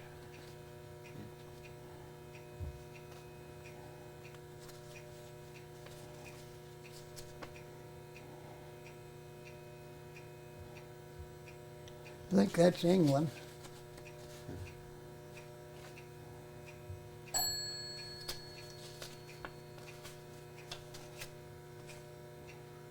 France. Yeah. Anyway, Quite a collection. Coronan. I don't know where that one's from. Well, it's got a Balkan Soviet look to it. Czechoslovakia. Czechoslovakia? Okay. Yeah, I guess. that would make sense. So you were in Marrakesh. Were you there very long, or? No, Oh, that was a stopover on your way to England. right. Okay. And back to the story. They were running fighters out of, like I said, I think it was Portugal. So consequently, we had a night flight, and they sent us out over the ocean to a course to the west or northwest, and then we'd fly, in other words, farther away from Portugal. Then we'd fly north to a certain point and then head back into England. Okay. And they did this one plane at a time in like 5-minute intervals, different altitudes, Okay. so you weren't on a Huh. steady pattern, you know. And it was timed so that you'd be coming into England in the morning or about daylight, or just after daylight. Well, as it turned out, we had a wind that we hadn't anticipated. We turned back into England, and time came for us to start seeing land, and we had blown out to sea farther, Oh boy. and there was no land there. Oh boy. But it didn't take too long till we It'd make you wonder, am I Oh, going the boy. right direction? Is my compass working? we come on into England, and I was assigned to the 437th Troop Carrier Group, the 85th Squadron. And I and my crew landed with that new plane. First thing they did, break us up. Oh really? Everybody went somewhere else, Huh. and I was assigned as a co-pilot with this Ernie Duhame that was in one of the pictures Okay. you had earlier. I'm sorry, Alan. Oh, that's okay. Do you need to? Grab your drink of water. Yeah, go ahead. Duhame, do you know how to spell that? Ernest Duhane. Duhaime, is that correct? I think that's right. Duhaime. Yes. Okay. Ernie Duhan. And he had just he'd been a co-pilot, you know, and I think his pilot had been promoted to captain. They'd made Ernie a first pilot, and I was assigned as his co-pilot. Okay. And like I said, that was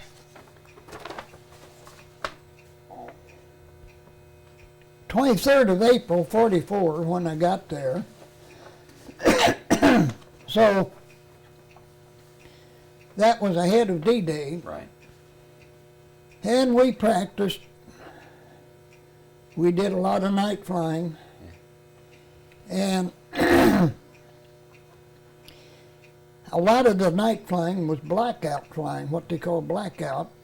There was like 3 little lights on each wing, and back at the tail could be seen at 15-degree angles from the side or above. And otherwise that was all the lights you had, stand formation with your lead plane. So you did have some markers. I hadn't ever heard about that. Those little lights, I mean, they couldn't be seen from the ground, you Right. know, but like I say, 15, I understood 15 degrees Right. behind and above, and that's what you followed. We learned later that we flew the time and the distances and everything that was the D-Day mission in practice, except they turned it on the compass whatever degrees. We didn't know it, but once they turned that around, that was our D-Day mission. Yeah. And our 85th Squadron, 18 planes, I mean, as a squadron, was detached from the 85th, from the 437th, and assigned to the 436th. We were at Ramsbury, but for this mission, we flew out of Greenham Common. And, of course, they had 4 squadrons of 18 each. And then our 18 made 90 planes. As I understood, we were hauling paratroopers. As I understood, there was 90 planes ahead of us, and we were a second wave of 90, 5 minutes behind the first group. And this mission took us out and across the channel and, you know, beyond the Cherbourg Peninsula. Right. And we were coming in then between the Isles of Jersey and Guernsey. And they had told us there was a certain point, we were only flying like 500 feet over the ocean or whatever, and at a certain point we were to raise up to 1,500 or 2,000 feet. And if we were square between the islands, their guns wouldn't reach us. Huh. Well, they were right, because you could see that they just made a V down through. They were trying. We come on in, you know, to make land. In other words, we didn't go over Cherbourg Peninsula and turn around. We went clear across it. Okay. Now, was this still in training or No, That this was the was mission. D-Day, this is D-Day? June the 6th, June the 6th, 44. at 5 minutes after 1 in the morning before they hit the beaches at 6. Okay.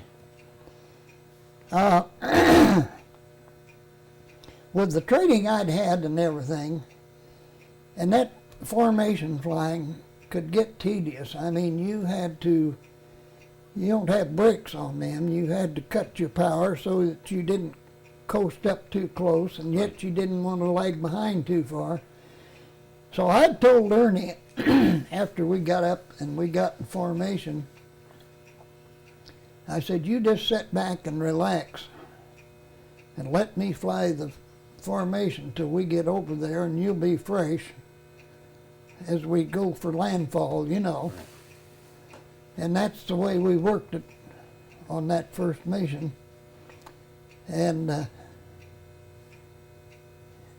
I thought we were in a pretty good place. We were, of course, like I said, the 5th Squadron of the 90 planes. We were the number 2 plane. I always said that I was the 179th plane. 90, Yeah. 90, and we were number 2 plane in this back corner. All the others were out here and ahead of us. And I thought, this, you know, I'd hunted quail in my time, and a bunch of quail get up. You look for the big body, you know, the most Right. collection of them. And I thought, we ought to be in pretty good shape sitting back here on the corner, you know. Yeah. Well, it so happened that there was a German spotlight picked us up. I mean, it lit us up worse than broad daylight. And at that point, Ernie was flying. All I had to do was watch. We worked it out. I was watching the gas tanks. You didn't have dual meters. You had to turn the switch to check your tanks. We had it figured out if we took a hole in one and was losing gas, we'd try to fly off of that as long as we could to get back home, you know. Well, watching that and looking around, that spotlight lit us up, and here come the tracers. Yeah. And it was just like a stream of water going. They didn't realize how slow we were flying, really. They were leading us too far, you know. Okay. I kept pushing back in that seat. I didn't think I could push back far enough. They were walking it back towards us, you know. And I always wished I knew whether it was some of those paratroopers ahead of us or what. They got that spotlight, and when they did, that was it. I mean, we were out of it. We took a dive. You know, I mean, of course, you got to slow up, or we did, to unload our paratroopers. Someone knocked out the spotlight. The spotlight went off. Yeah. Okay. Oh, yeah. Yeah, I think they would eventually have walked that tracer line, and of course, the tracers was only what, one every 4 or 5 bullets. Yeah, about 5 or 5th one. Yeah. And they'd eventually walked it back to us, I'm sure, but somebody got the spotlight or something first, and that put us in the dark, and thank goodness. Oh yeah.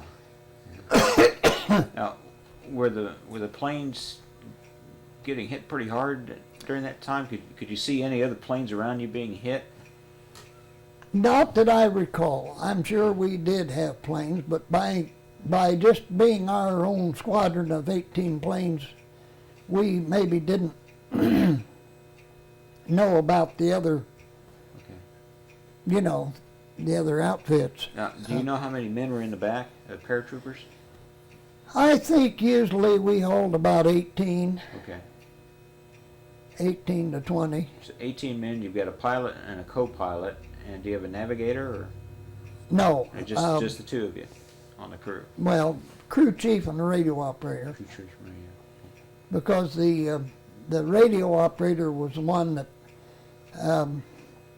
well, the lead planes would get the signal from the Astrodome, they called them. There was bubbles on the top of the plane, Okay. and that would alert all the following planes. And you, in turn, then, had switches. You had a light to the back, and I can't remember how it was. I think it was like a red light stayed on until it was time for them to stand up and hook up. You know, there was a cable run the length, and they hooked their static lines to that cable, and probably an amber light for that. And when you were ready, then they got the green light. Okay. American paratroopers were good. I mean, you know, we slowed up usually to about 105 miles an hour, and you were kind of mushing along, you know.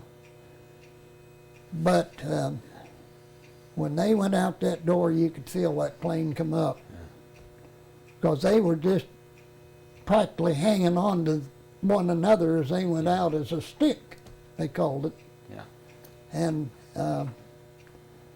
they unloaded in a hurry. Huh. We had, I was telling Steve the other day, we had a practice mission. I'm not sure, I think maybe it was British troops, paratroopers, dropped on the practice. They would sit down and then tumble out. The next one would sit down and then tumble out. Oh, really? It'd take forever.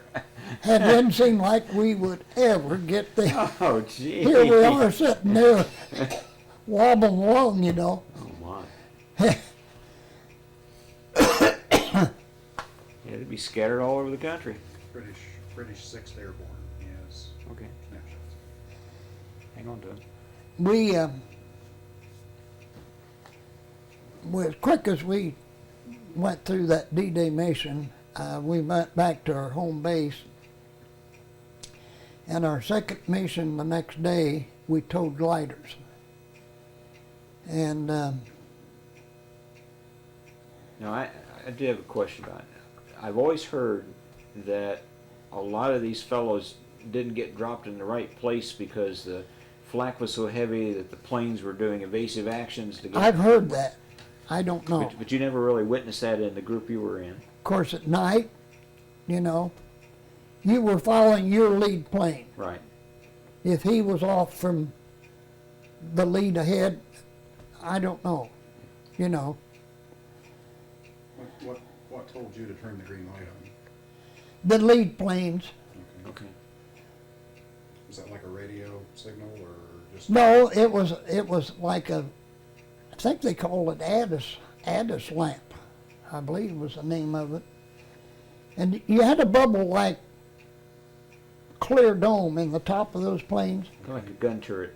And the radio operator, I think he had to stand up on a stool even, but he'd get up in that dome and turn that light on to signal the planes behind, you know. And the whole dome would probably light up when that happened, did it? Yeah. Yeah, okay. So we released in a second. 40 seconds. Why don't we stop here and we'll switch. 040012, tape number 4. Well, we talked about a lot of different things during the break here. You were just getting ready to say something about the gliders and how they flew? We flew 2 by 2, you know, one behind. Right. So consequently,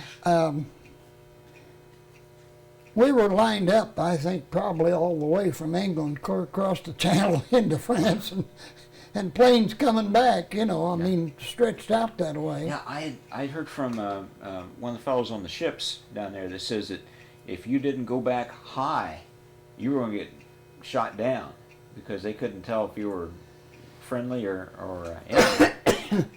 We didn't go across the peninsula that day. We went in and hit our drop zone, and then we made a left turn, and there was a place we were to cut the rope loose, Okay. and on around and back out, outside of the line coming in. Yeah, okay. And we're coming in, and I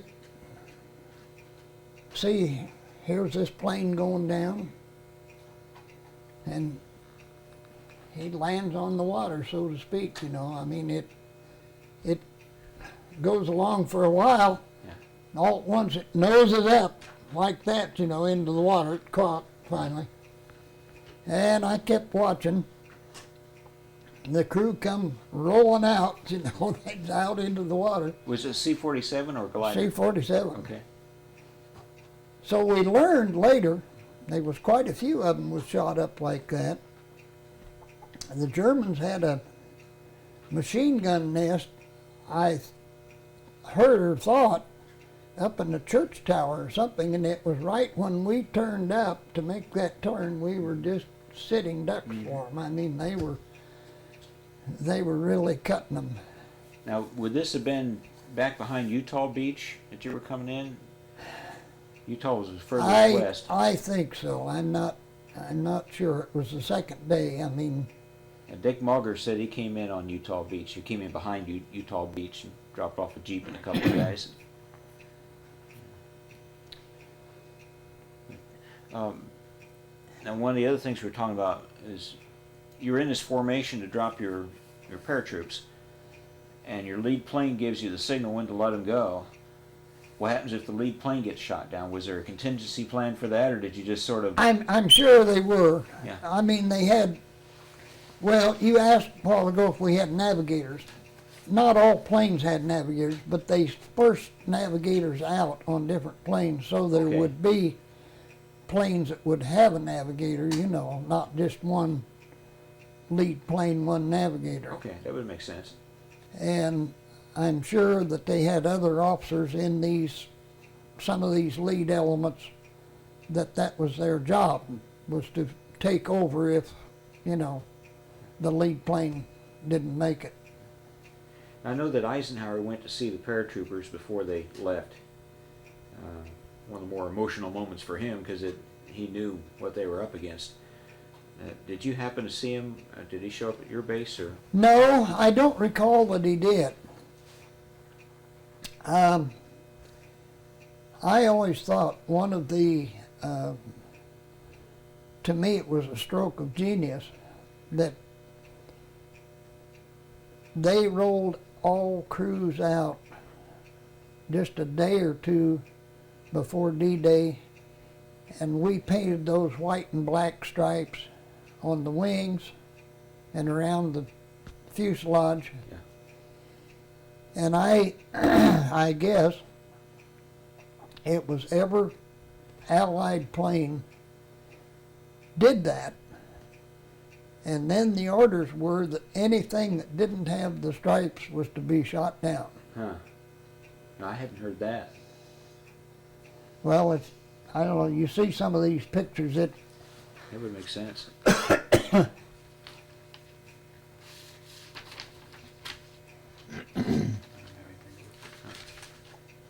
So what kind of information did you have as to how to put the stripes on and where? I mean, what did they provide? it seemed like it was just kind of brooms that we Oh. swept that on, and you know, they give us dimensions that we were to use. All right, so everybody was striped identically. It wasn't just black and white stripes, but it all had to be put in a certain place on the plane. Right. All right, that would make sense. I don't know whether, So on first day of the invasion, you took paratroops. You went back to England, and we went to our home base. and went to your home base, and that was it for that day. Yeah, we got a little rest and so forth, and then went on this daylight glider mission. Okay. And by that time, the beaches were a little more subdued, but still, it Oh, yeah. was pretty. We didn't have much of a hold. No, Not and much that's of what a- I say. We passed over the beaches and went in to go behind, and that's when we got into these tower machine guns, you know. And Yeah, I'm curious what you saw when you went over the channel. I know that when you first went over with the paratroopers, there wouldn't have been anything there because you were so far ahead it of was them. night, So and yeah, like I said, you couldn't have seen. 1 o'clock in the morning.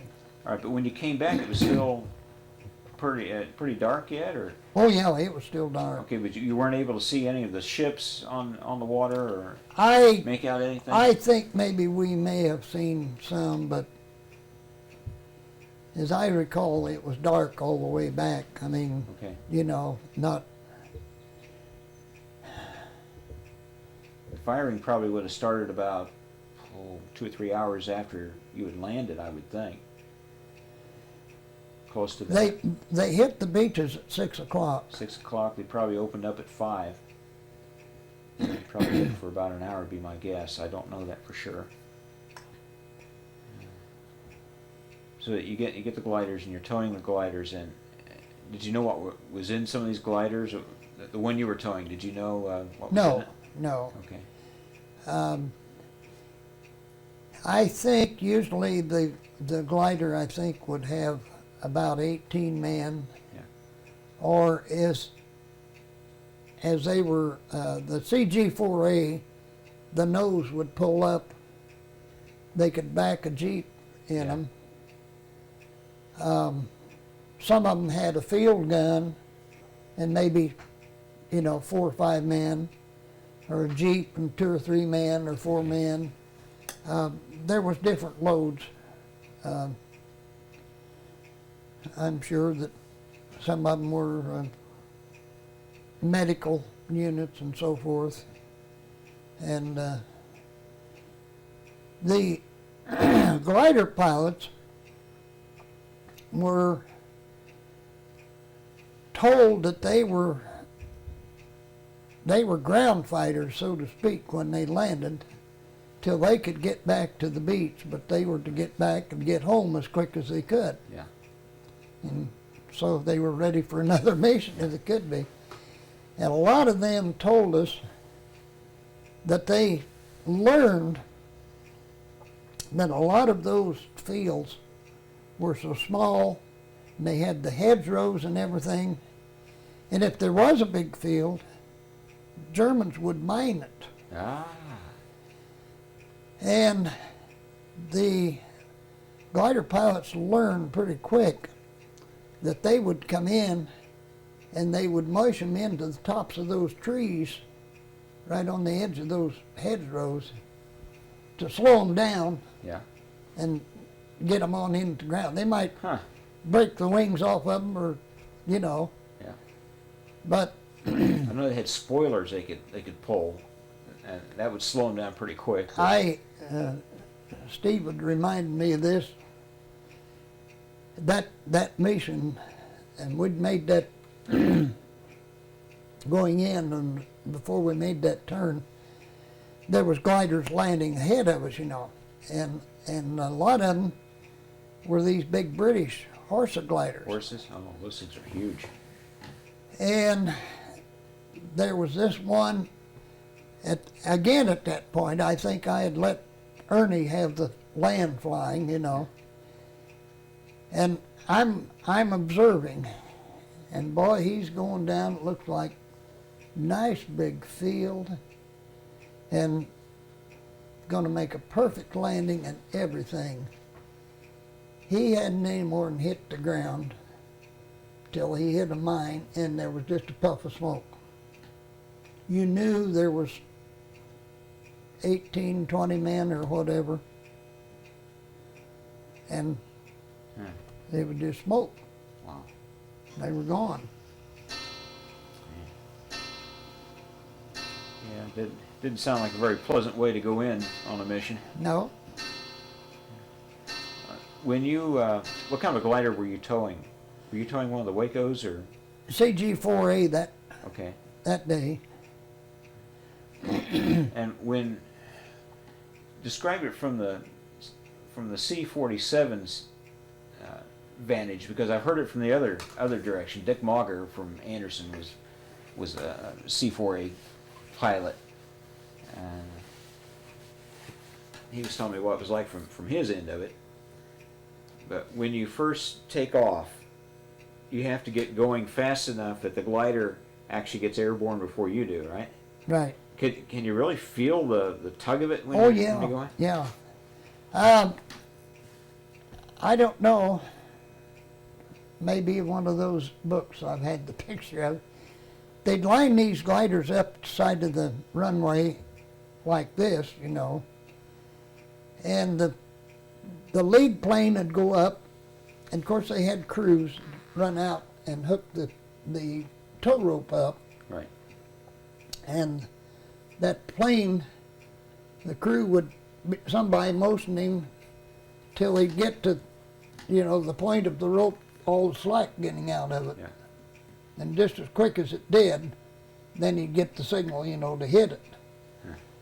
And you took off. Well, you'll see in that film I'm talking about, those gliders, a lot of them would come up on their nose just before they'd get enough lift in the tail, or Yeah. to bring them level. It run in my mind, they would get off of the ground at around 55, 60 miles an hour or something like that. The plane, you had to have at least 90, and probably 95 to 100 was better, You made your formation, and as I recall, you were running around 115, maybe 120, with the glider on tow.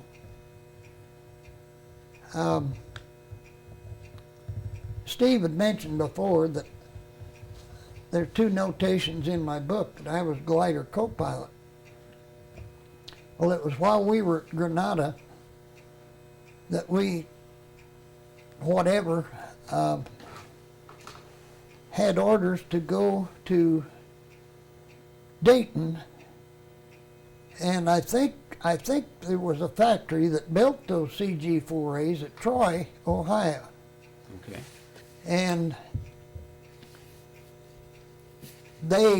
I didn't take a plane, but I was sent along as a glider co-pilot.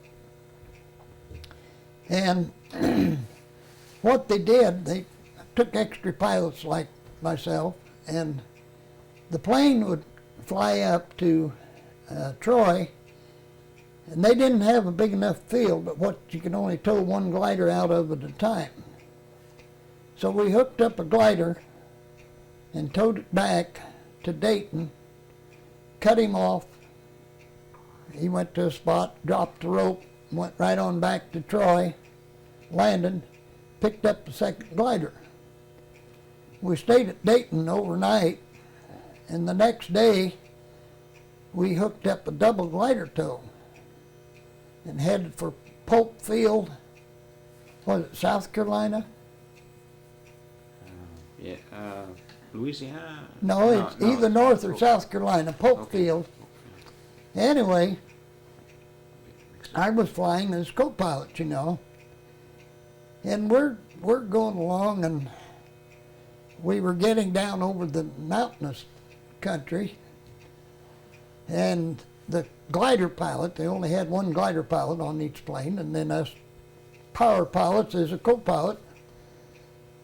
We hadn't fastened our seat belts, but he turned it over to me, and I'm sitting there flying, And all at once, we hit one of these downdrafts. That thing went like that, and thank Lord I had a hold of the wheel. I went in the air, the wheel was clear down here, and he went clear to the top. We had some of those, they were about that big a square, about so long, walkie-talkies. Yeah. Yeah, oh yeah. So we keep contact with the plane and the other glider.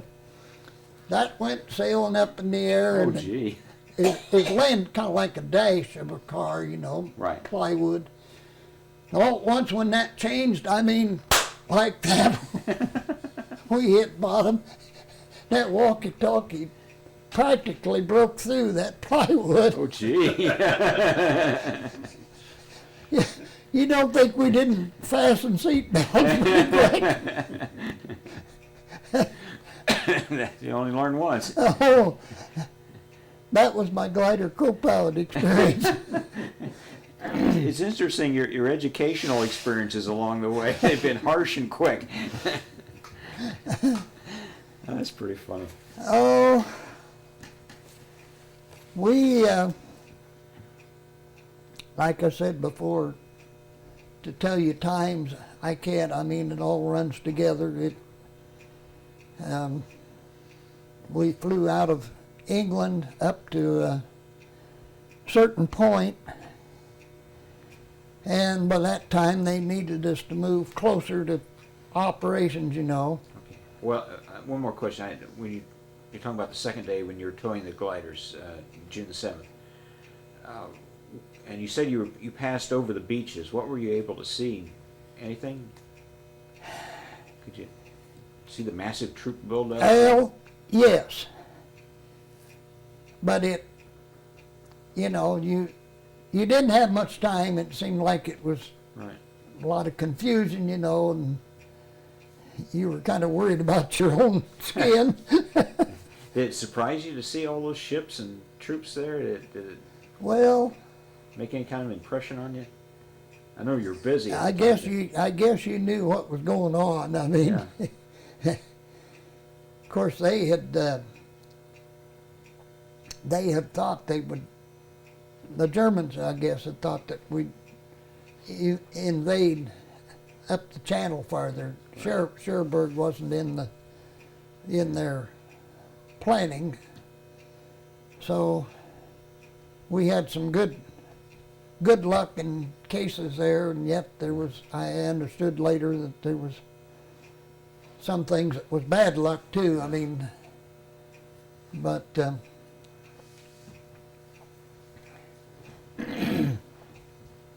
Okay, so you went back to England, and then you probably came over to France and got into some bases a little farther, closer to your lines. At that point. we were assigned to move to France, a field they called A-58. Okay. The closest town, I guess, was Coulommiers. Okay. And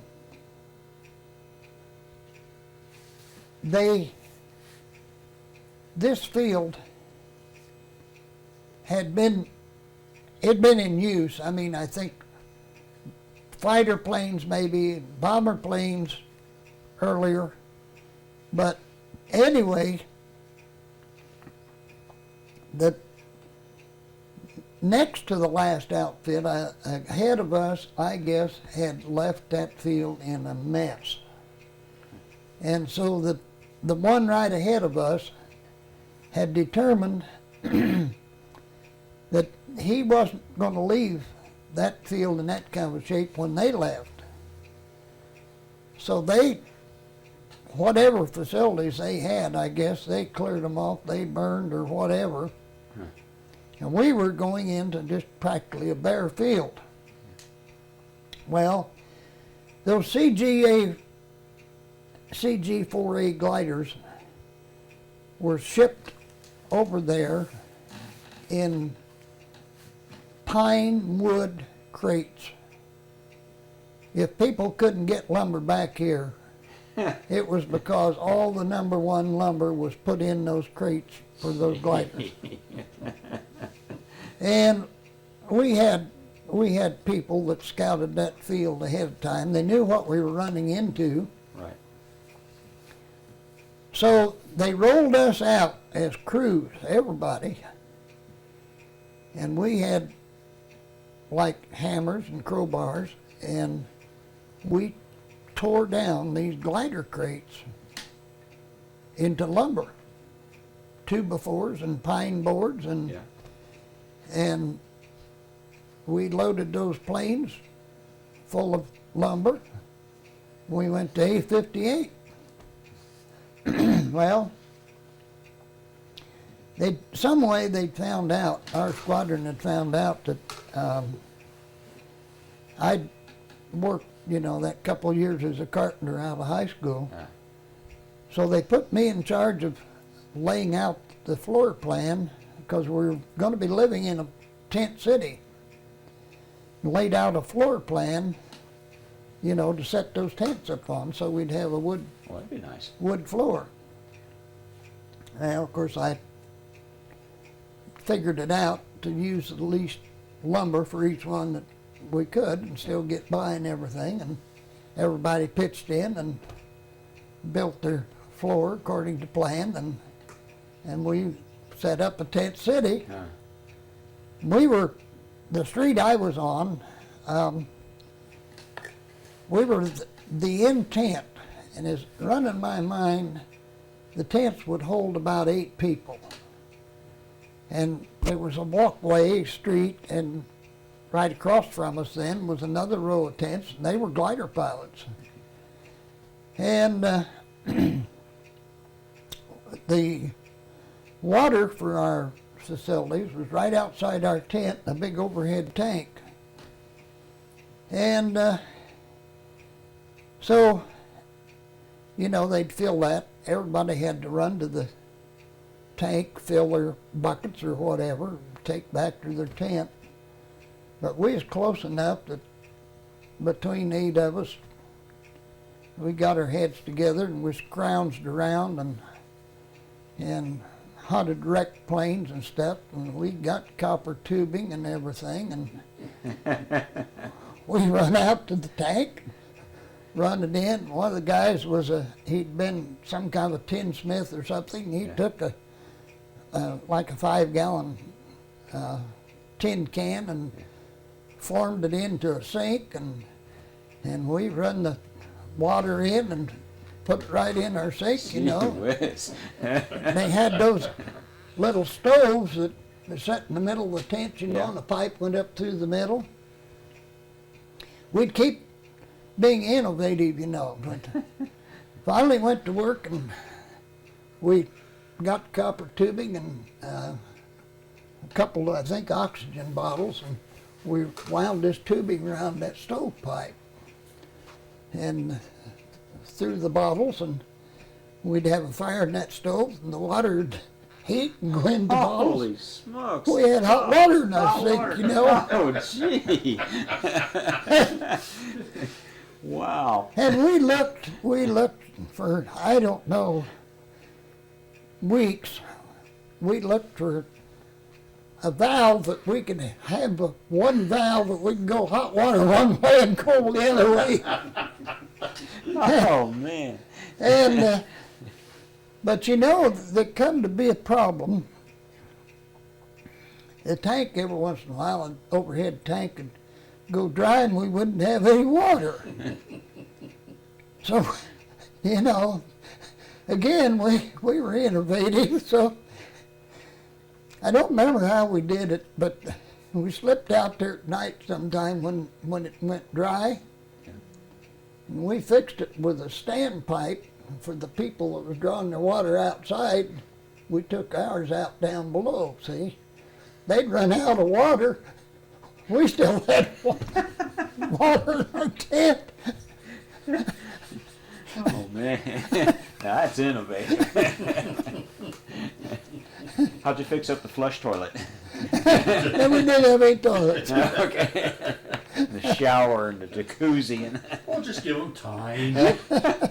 We weren't there long enough. Oh my, that's a good story. So, where'd you go from there? What? We ended up, that was where we did the rest of our flying, out of A-58 there. Okay. We had, and again, I can't remember, some of these missions were from England and some were from France, but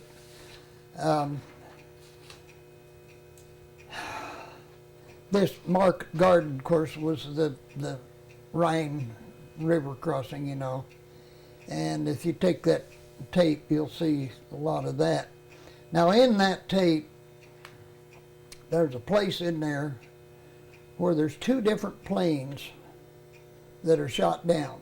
And it shows them going in, and I think it's the second one. There's 2 parachutes come out of it. And where is it? One of those pictures, Steve, shows where we were sleeping in that barracks, you know. Mm-hmm. And the navigator slept in the bed right beside of me, and he was on this, I'm just nearly sure it was that second plane that was shot down, and he was able to go out through that hatch in the pilot's cabin, you know, through the top. he was able to go out through that top hatch. And of course, the plane was on its way down. They were the only two that got out of it. The rest of the crew was killed.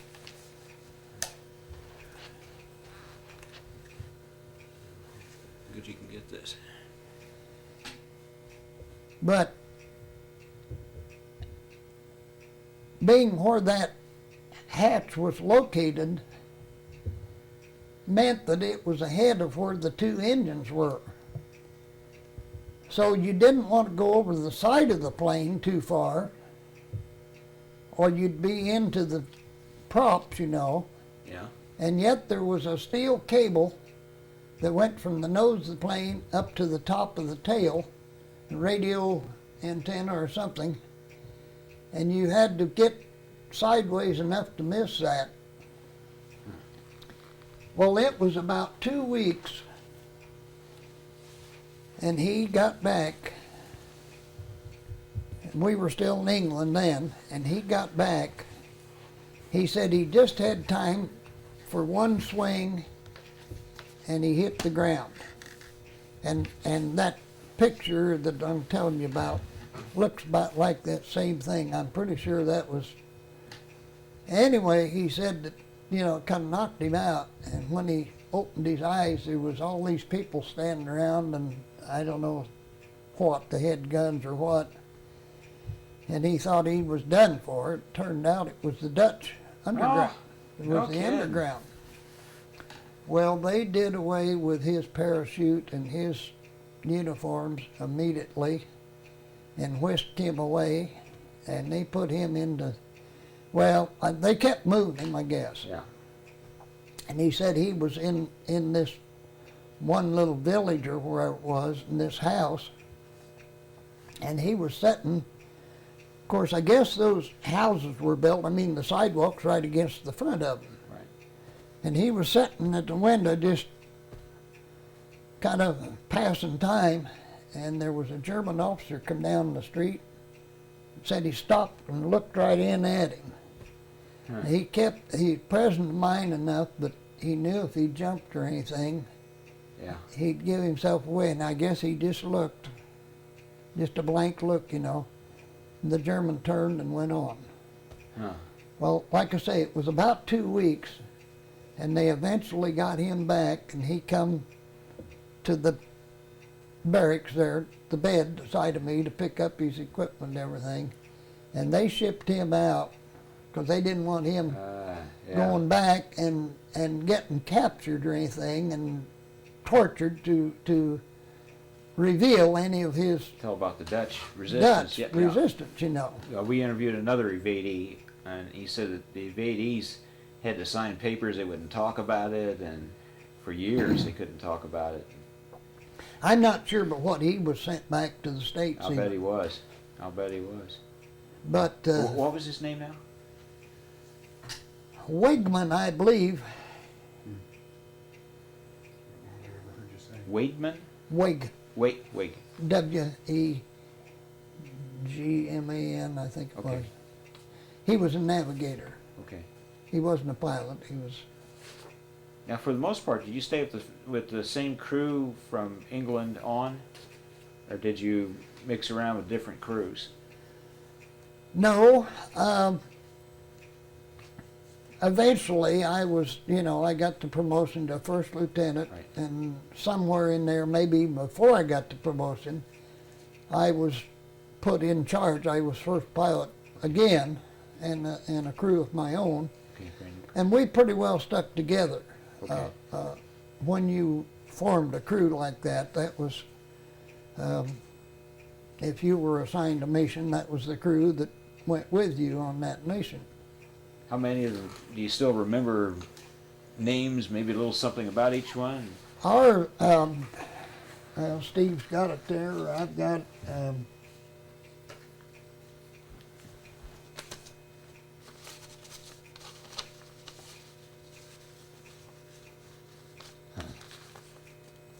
That D-Day crew, Steve, you got it handy there? Yes, I have it. Was that's them? on here? That was while I was co-pilot with Ernie. And then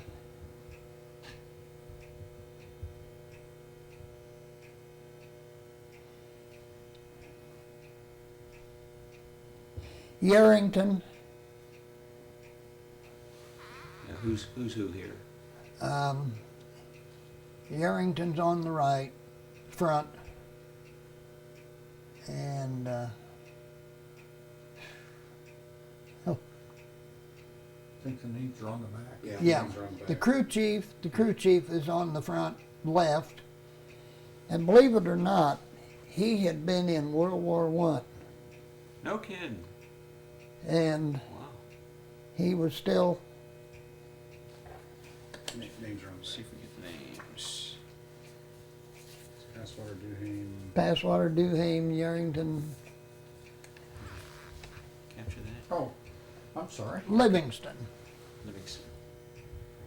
Okay.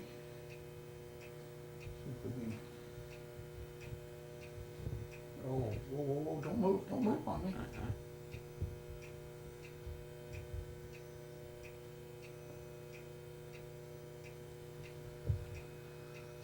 Looks like Lieutenant, what, Ernie Dehane, Duhame. and then you Lieutenant- as myself. Huh? And Sergeant Livingston as crew chief, and Lieutenant Yarrington Yarrington. Sorry, he'd as been. radio man. Yes. He would have been sergeant, I think. He was an enlisted man. He Now, let's wasn't. get the spellings here. It's just, I thought it said lieutenant, but that doesn't mean I anything. think the radio man was an officer. Yes, I recall. Now, this was your D-Day crew. Now, you had a different crew once you got over to France? After I'd made first pilot, then I was. And I don't remember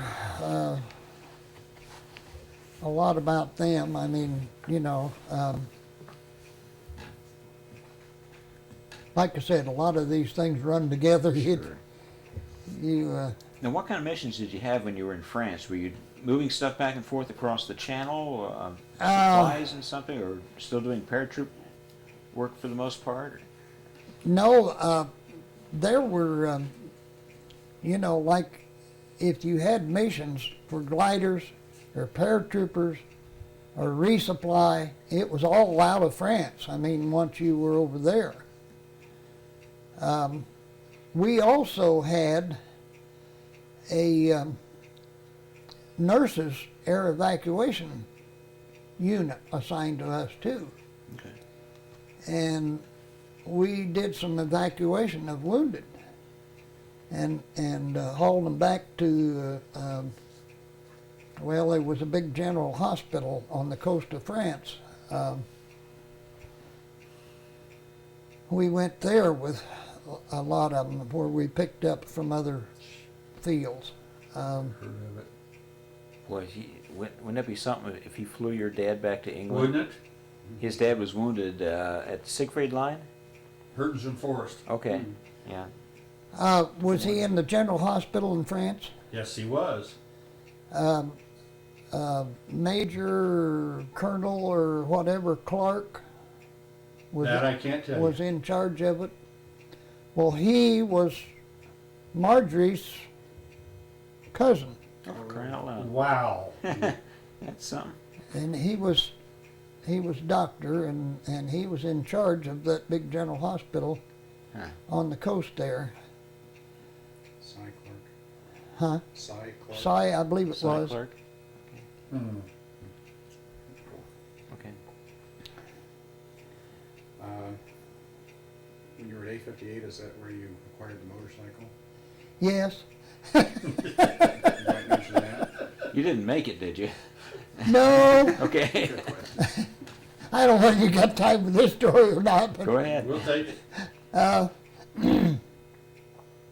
we were just resupplying up to the front and everything, you know, and everybody was scrounging stuff and so forth. And so, like everybody else, I found a GI outfit that was ready to move on, and this boy had this, I think it was a DKW, a single cylinder, 2-cycle, 356 cc or something like that. And for $50, I loaded it on the plane back to France. We went with it. So, glider operations officer lived in the tent across the street from our Yeah. fancied up tent, you know. from your mansion. We were good friends, so he and I rode that motorcycle either together, or he'd take it, or I'd take it, or whatever, you know. And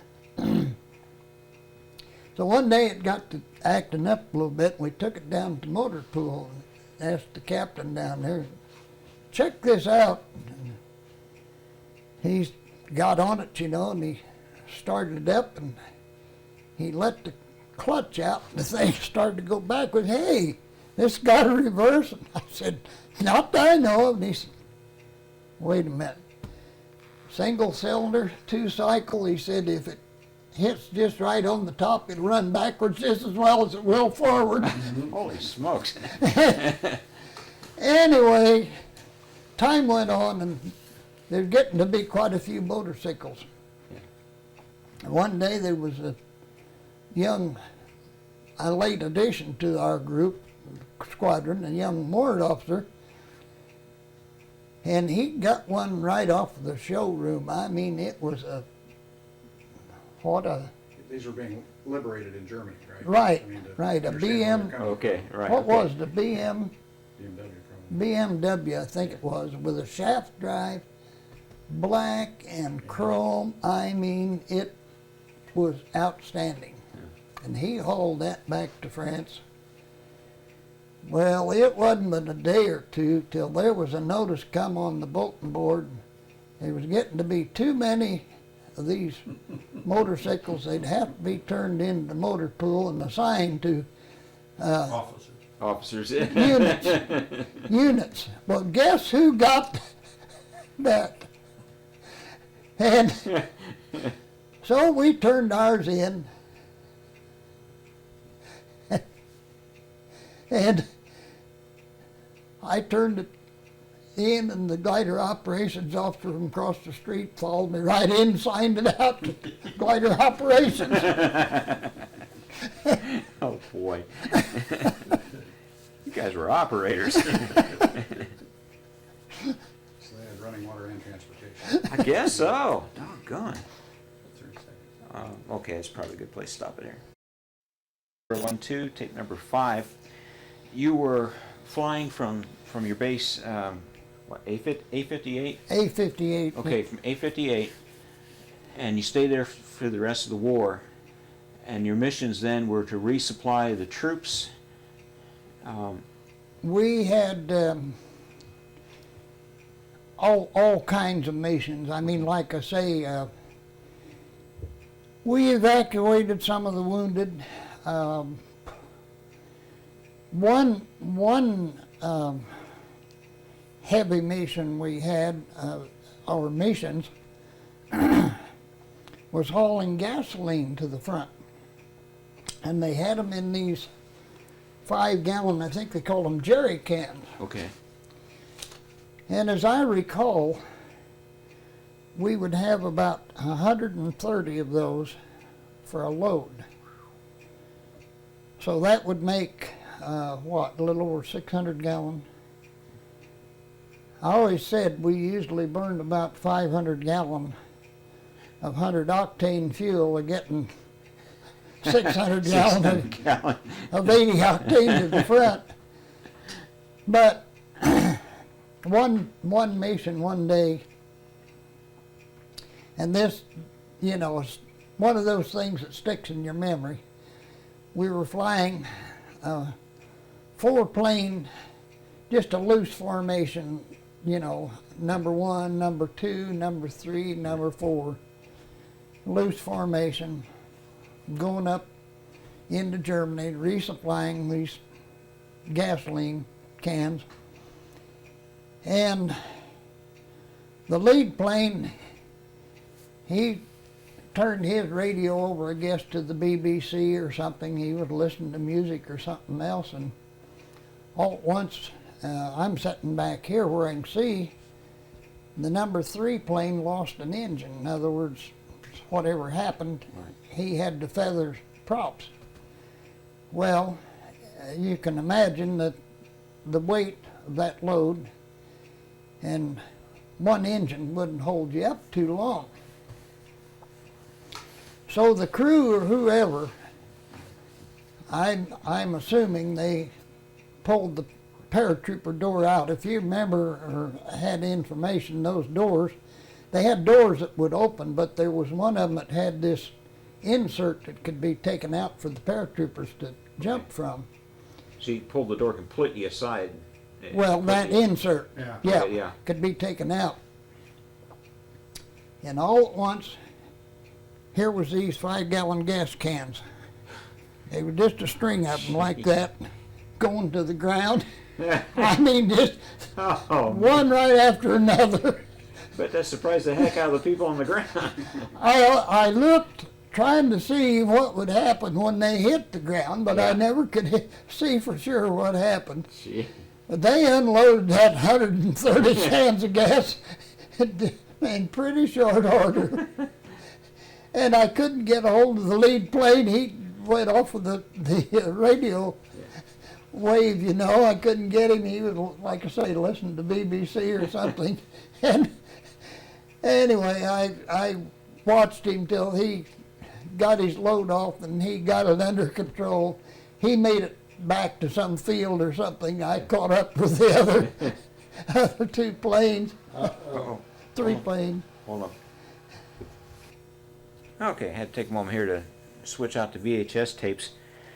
It seems to me like that would be an awful busy arrangement because our troops are moving forward so fast after the breakout. It must have been hard to keep up with them.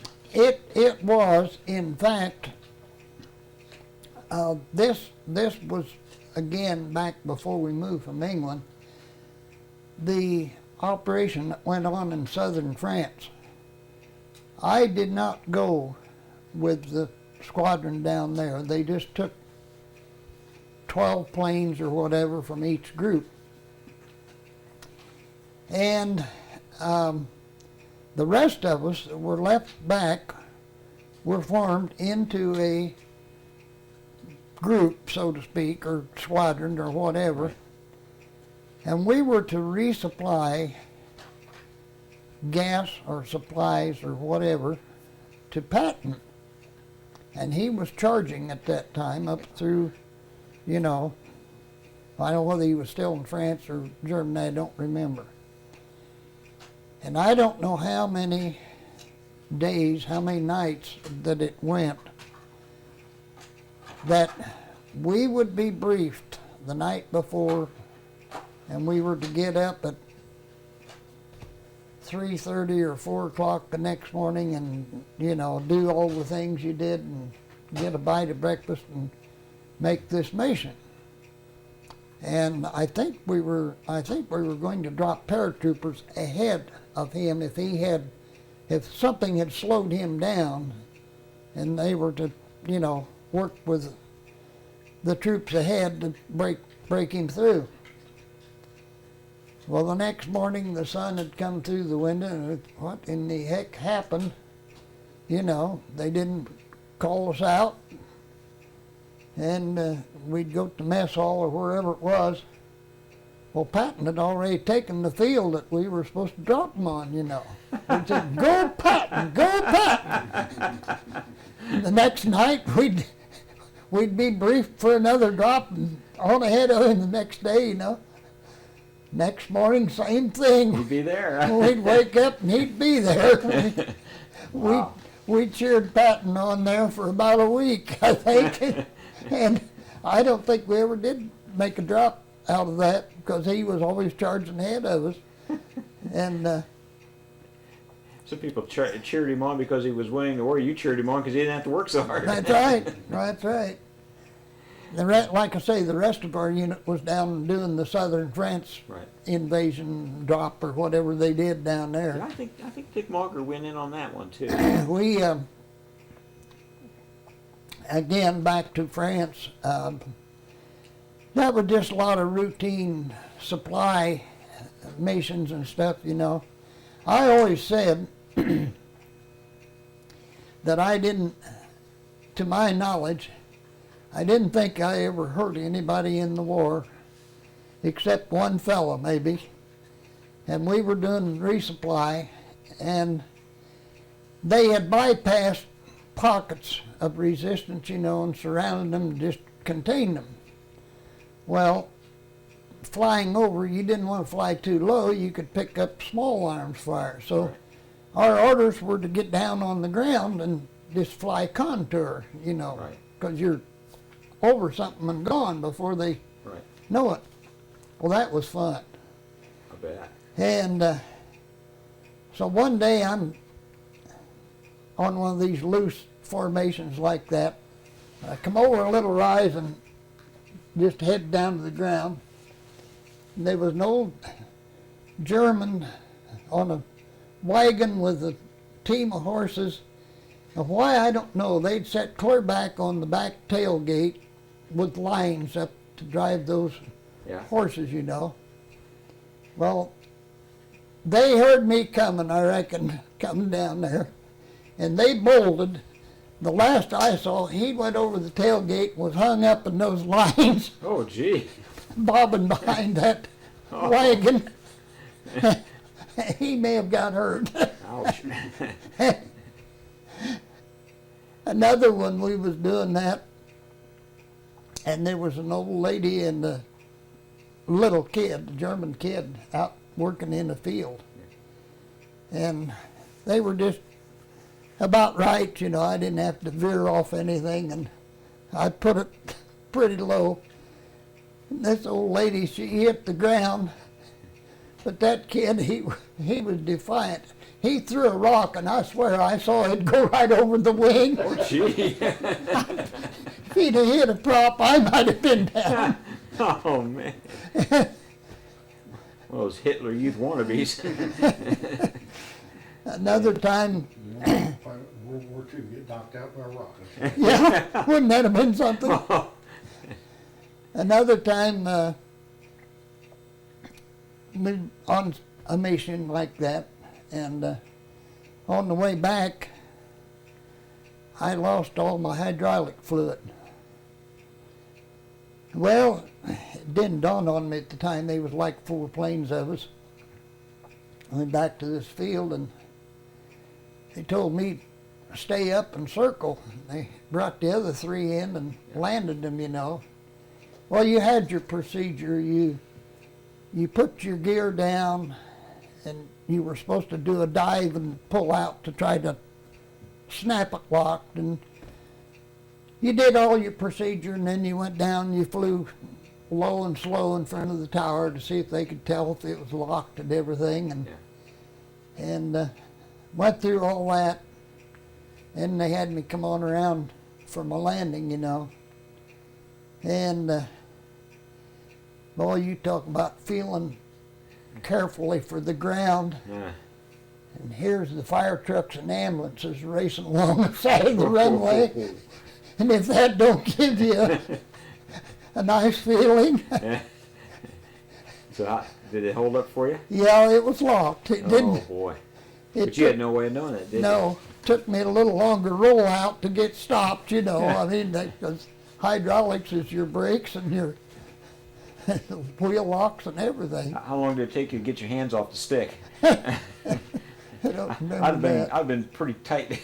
They had to pry me off. Notice two pictures that show you hauling prisoners of war. One says British POWs and one you're unloading French POWs in Paris. Do you remember prisoner war camps? Or I don't remember. That again was some of our missions, you know, bringing them back from up in wherever they'd been held in camps.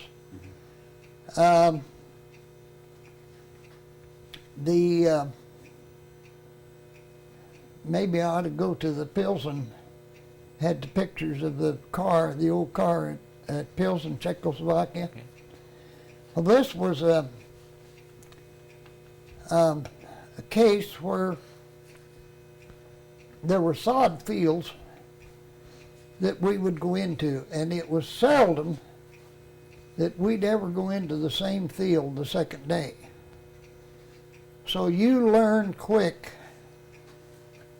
that you better get on the ground the first edge of the field, because you didn't know how much field you had there really. Yeah. And this was a mission. It was after I was first pilot again, and this was a mission that I was given a day off, and there was a young flight officer or warrant officer was given my plane to make the mission. Well, he was young, he was inexperienced, and what you would do, you'd land, and you'd go around, and they'd line up at the edge of the field, one behind the other, you know, the planes would, and the GIs and the trucks would come and unload your load or whatever. So he makes his landing, and he goes around, and boy, he's hot pilot, you know, he's taxiing up to that line and slaps on the brake, and on a sod field that was damp, he slid right on into the plane ahead of him. Ouch. Well, messed up the props on my plane and chewed up the tail on the plane ahead, you know. So anyway, they backed them apart, and they went up to that plane and took the props off of it and put them on my plane so it could come home. Yeah. Well, then, of course, the next day and the next few days or whatever, for whatever reason, I was assigned a repair crew and so forth, and I don't know, we made 2 or 3 fields and scrounged parts and so forth, and got repairs for that plane that was still at Pilsen, Czechoslovakia. Well, they wanted to get those parts up there and a crew to repair that plane so they'd get it home. And the weather was bad, and we tried a couple different days, and it was just, the weather was socked in, we couldn't get through. Well, this was in the later stages of the war, and they didn't have much use for glider pilots at that stage, so they'd give a bunch of them schooling on navigation. And so I was assigned for this trip finally, a glider pilot, shown in one of these pictures, Mahi, and they wanted, this was like about the 3rd trip, I'm trying to get those repair parts. Well, we got up in towards Pilsen, run into that weather, couldn't get under it, went climbing trying to get out of it, and with a navigator like that didn't have much experience. Yeah. And finally, we don't know where we are. We're flying instrument, and here's mountains shown on the map that's higher than where we are. Oops. And luckily, we didn't happen to fly into one of them, but a little bit, I found a hole that opened up in those clouds. I could see ground. Man, I put that thing into, you know, as tight a circle as I could, and down through that hole, and come out on a river down there, and led us right into Pilsen. Got into the field where we needed to go. And I got that thing on the ground. I told the radio operator, I said, you call back to base and tell them we're remaining overnight. I said, I'm not leaving here till I got better weather to get out of here. Yeah. So we were there for about 3 days, and that's where we went to. The GIs had confiscated cars, you know. Yeah. And a lot of them, they'd take rifle butts and knock the instruments out of them, jerk the wiring out from under the dash and everything. And we wanted some transportation, so we went to this field and started looking around through all these cars, you know, to find something that wasn't too badly damaged. We found this one that shown in the pictures. And as you see, it was a convertible. Well, we managed to fasten wires together and everything till we got the thing running and got it going, and we had our transportation. We drove it back out to the field, and the crew chief unwired the drain cocks under the wing on the gas tanks, and we put 100 octane gas in that thing, and away we went. We drove wherever we wanted to go. Got to running around in that. I got to thinking, you know, that some of those GIs might think that was still the Germans or something. So we wheeled it around the base there to where there was some kind of a group, and they had star mast and everything. Saw that star on it. So Well, some of the pictures don't have the star. Some of them do. yeah. We had them put some white stars on and so forth. Good idea. Real good idea. And couple, 4 days later, we finally went back to our base. Well, during the Battle of the Bulge, I know you couldn't fly because the weather was so bad. We couldn't get any fighters up there, bombers. Was there any increase in activity? You know, that was one of the missions I was always. I guess there was others that were just as important and maybe more of a mission. But we tried, I don't know how many days that the weather was stinko. We couldn't get into Bastogne. You know, they were, Right. 101st was surrounded. And finally, the day before Christmas, of course, we had these belly packs underneath. I think there was either 6 or 8 they could hook up Right. under there. And then there was, I don't know, 3 or 4, whatever could be pushed out the door that the crew could push out of drops from them. Yeah. The day before Christmas, the weather wasn't good, but we finally got through, and we dropped better than 100. I say we, I mean the Right. troop carrier dropped better than 100 ton of supplies to those boys in Bastogne. Well, they sure needed it, didn't they? Oh, they did. It was our understanding that some of them were down to 4 rounds of ammunition per gun. Wow. Wow. No, I had not heard that.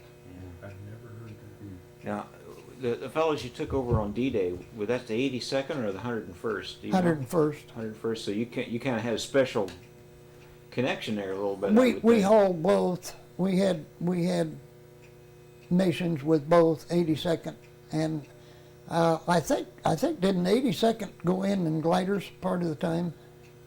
I believe they did, but I know on D-Day the 2 paratroops groups, the PIRs, were 101st and 82nd. Yeah, because the 82nd had St. Lo as their target. Do you happen to know what your target was? St. Marigolese was one that our boys talked about. Okay. That was one of them.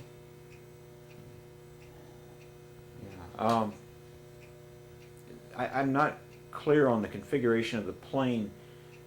Was there a bulkhead between the pilots and the cargo area, or was it pretty much open? No, there was like a bulkhead with a door Okay. through there. I mean, did you ever really see much of the paratroops that were on your plane, or hear them much, or Not really. I mean, couldn't really sense There what was was going those- on back there? there was those metal seats, would Yeah. fold down, and they sat along each side, and of course the cable down the middle, and the order stand up and hook up. They, Yeah. stand up and hook up their static lines to that cable, and of course they would slide down that cable as they went to the back door, and then those seats could be folded, and they had these, of course I mentioned about that bullet hitting this reinforcement. There was reinforced places up there with rings where these straps hooked up, and they had loops ever so often. I forget whether it was 3 or 4 liters high, Yeah. you know, for wounded, or they could be stacked on rows on each side. And if we had a mission for them, we had nurses, a nurse or 2 or 3 go with us, you know, depending on what we were doing and how badly wounded they were and so forth. And Could you hear what was going on back there among the paratroops? I mean, could you tell if they were not really, really. was it really quiet or No, it was chatter or pretty noisy. pretty noisy? Pretty noisy with those engines and all. Yeah. In your ear, Right. you know.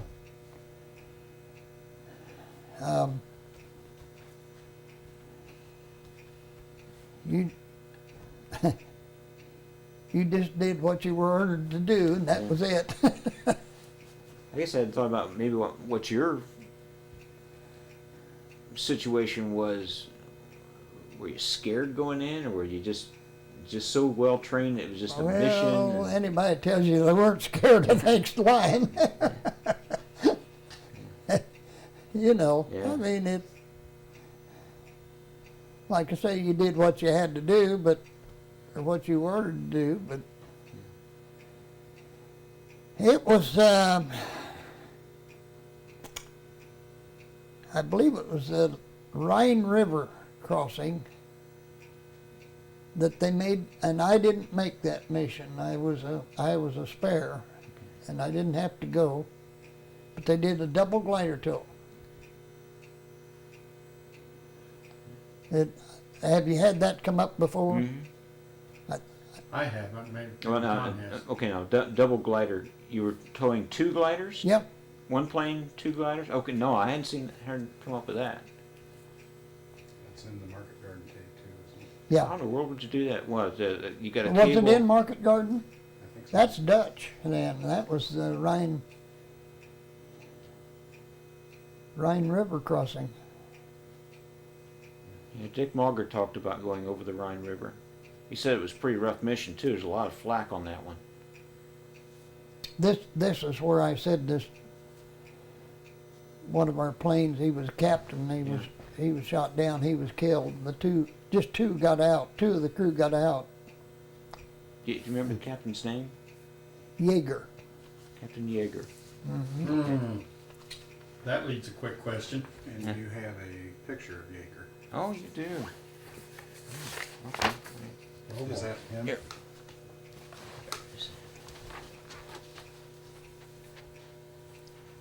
Lynham Field, England. Jaeger, Passwater,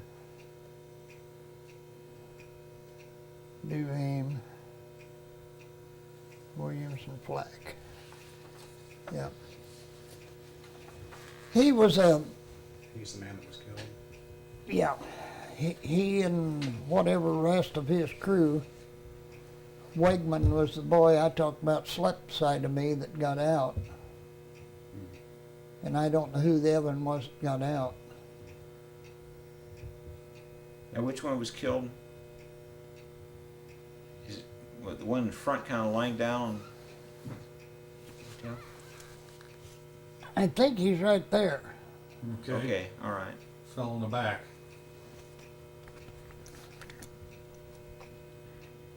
And how is it he was killed again?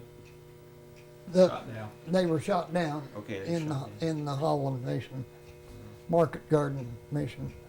Well, that was a fiasco, wasn't it? Yeah. Oh my gosh. That. Now the question comes up real quick when you hear the name Yeager. Yeah. In relation to Was Chuck. he related to Chuck?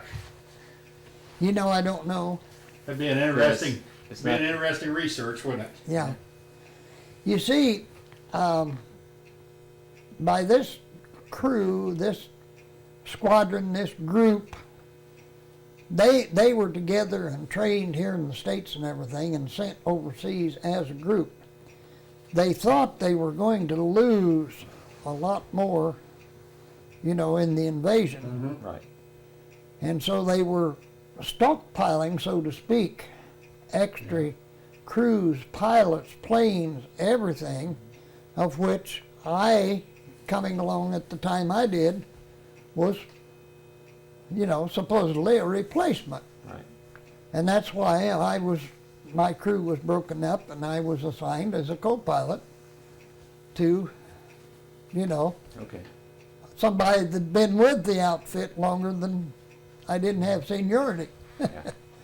It's probably just as well because it gave you a chance to kind of break into It did. what was It going did. on. I still had plenty of time with our practice, our missions, and so forth. Ahead of D-Day, Right.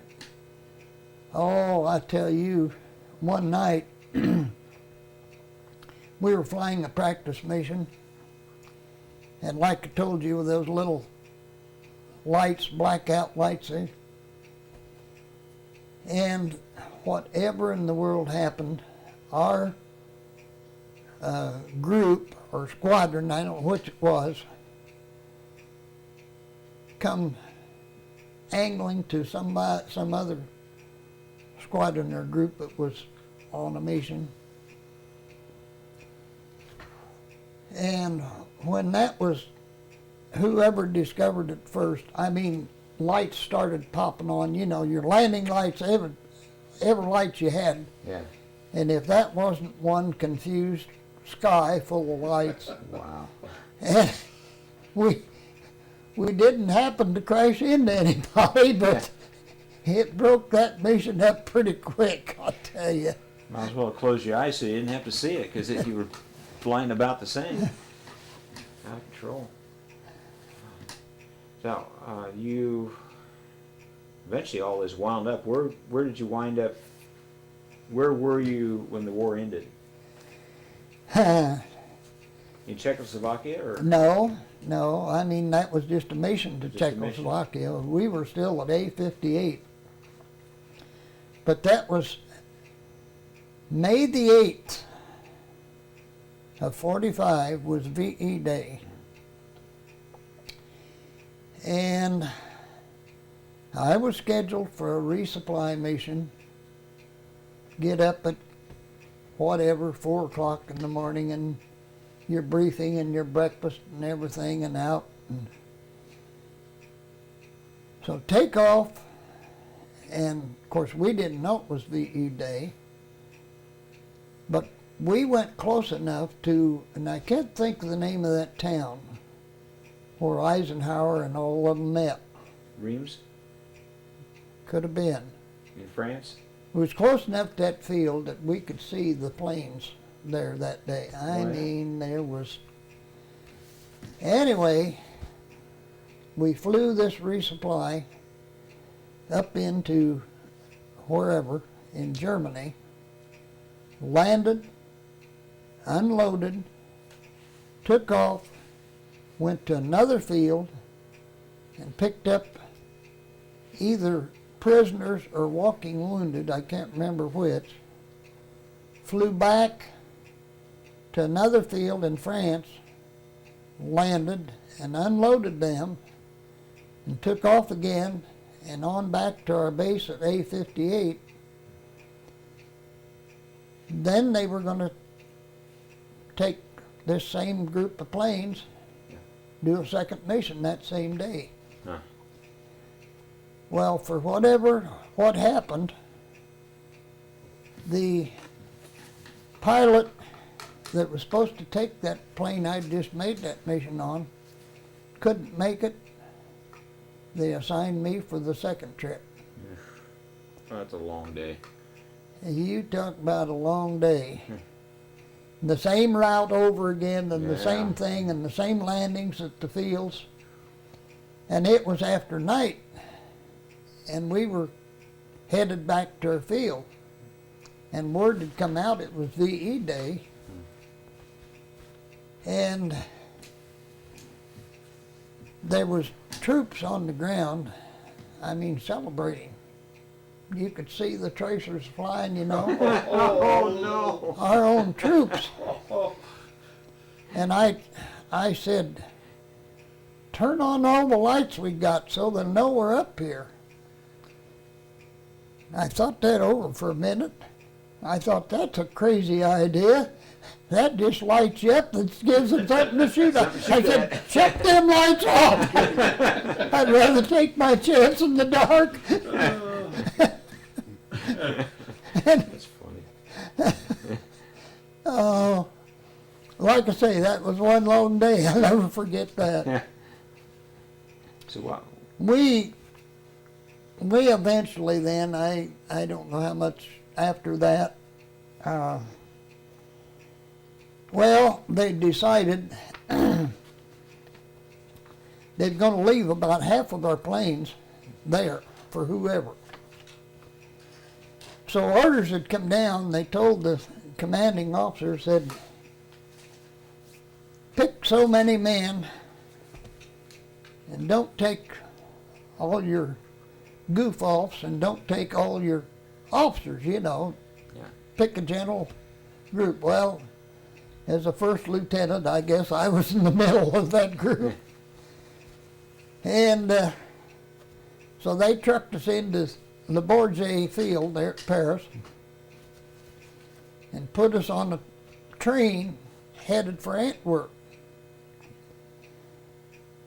I do believe that some of those cars we were on had come from World War I. I think they were 40 and 8 cars. And that train, there was most of the time you could have walked faster than what it moved, getting us from there to Antwerp.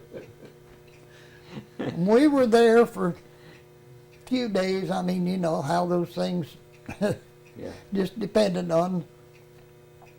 And we were assigned to come home by boat, SS Joaquin Miller, old Liberty ship. Yeah.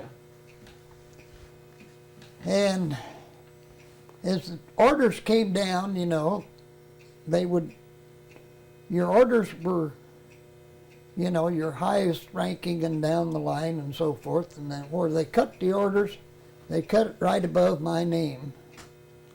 And then I was the top of 24 officers in the group, so I was in charge of those 24 officers. We got on this old Liberty ship,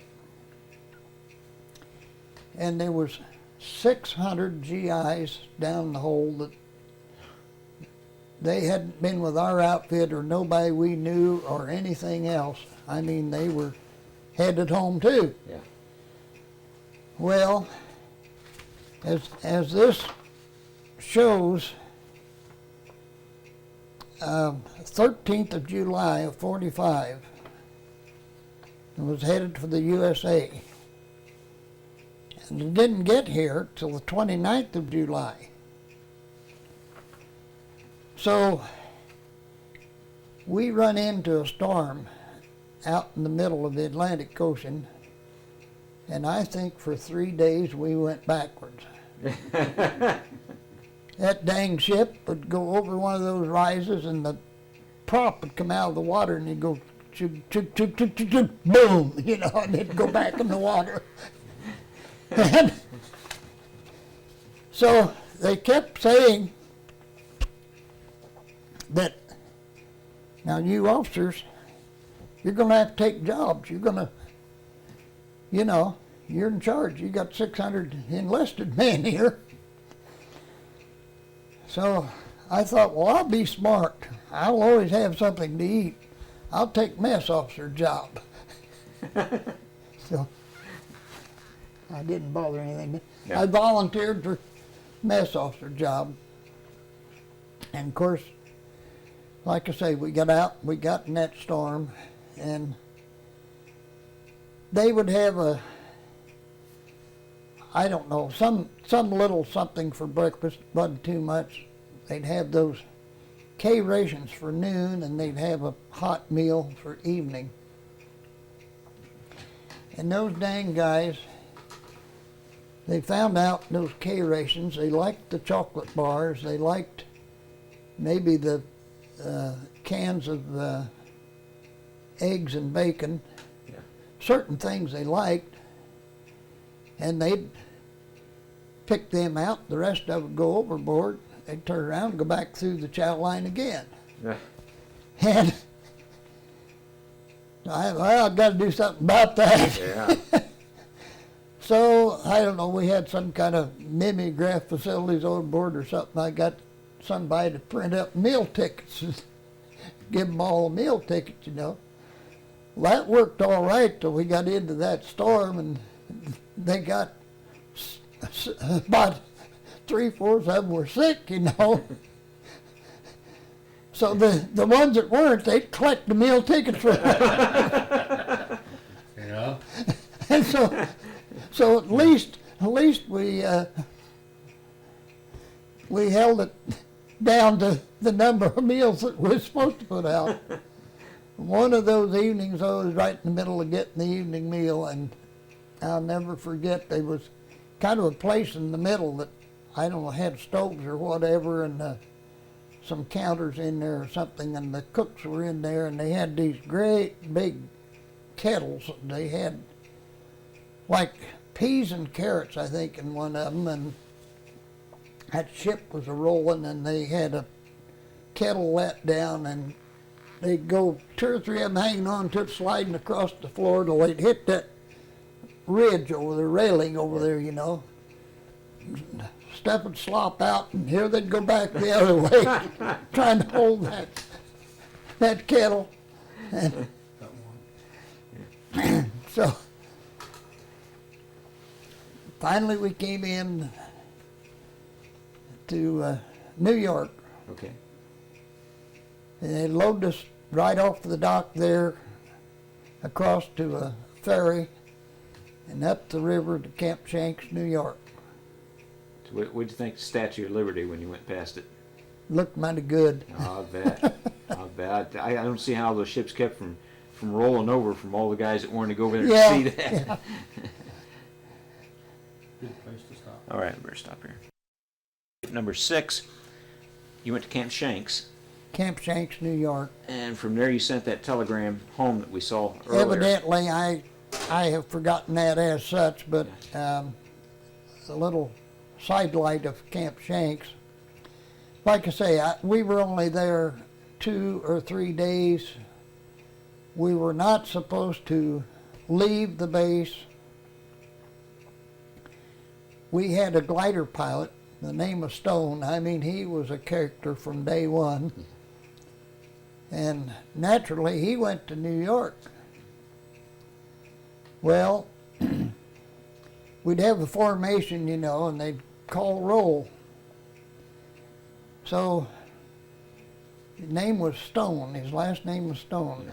I think he was Tennessee hillbilly. They'd call Stone, and somebody'd say, "Here." Next formation, you know, call Stone, "Here." Finally, the last day was getting ready to get on the train. Yeah. They called formation to come to Stone. Nobody answered. He's, Oh boy. we lost him in New York. I don't know whatever happened to him.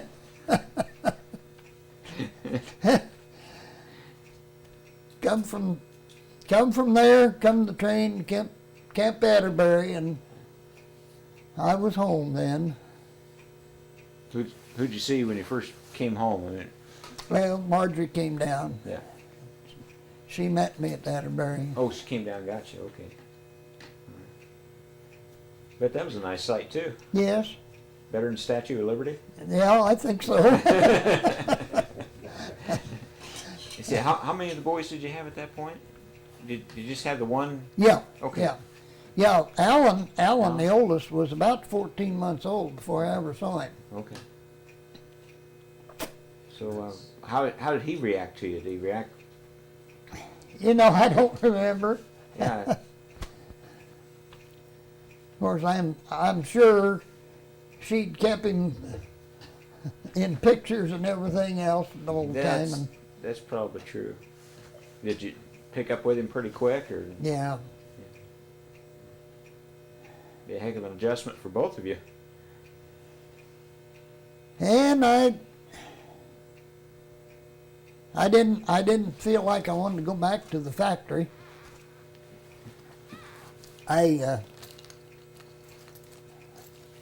Little side light I've got to show you. I was, like we said a while ago, I was working Remy before I left to go. And I'd had to work an hour over one evening, and I was riding with another fellow, and he took his load of riders and went on home. Well, I worked over. It was payday.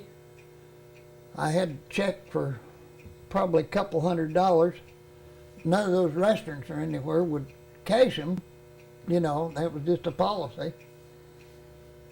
And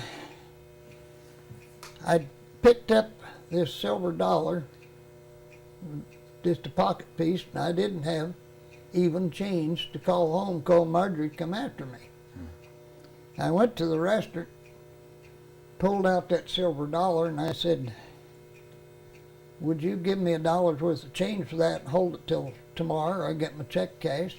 He said, yeah, you want $2? I said, no, I just need change, call home.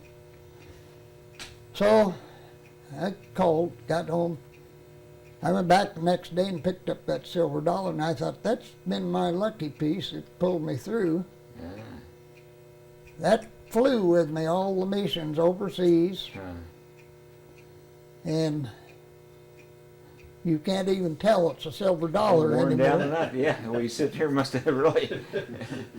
But there's what's left of it. Huh. It's about wore out like me.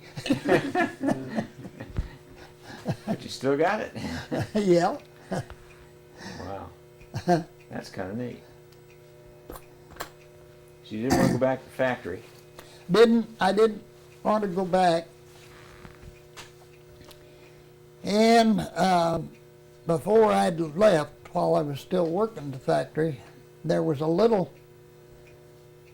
well, if you're familiar with Road 32 out there and where Stony Creek crosses, Yeah. you know where that gravel pit is on the north side? Yeah.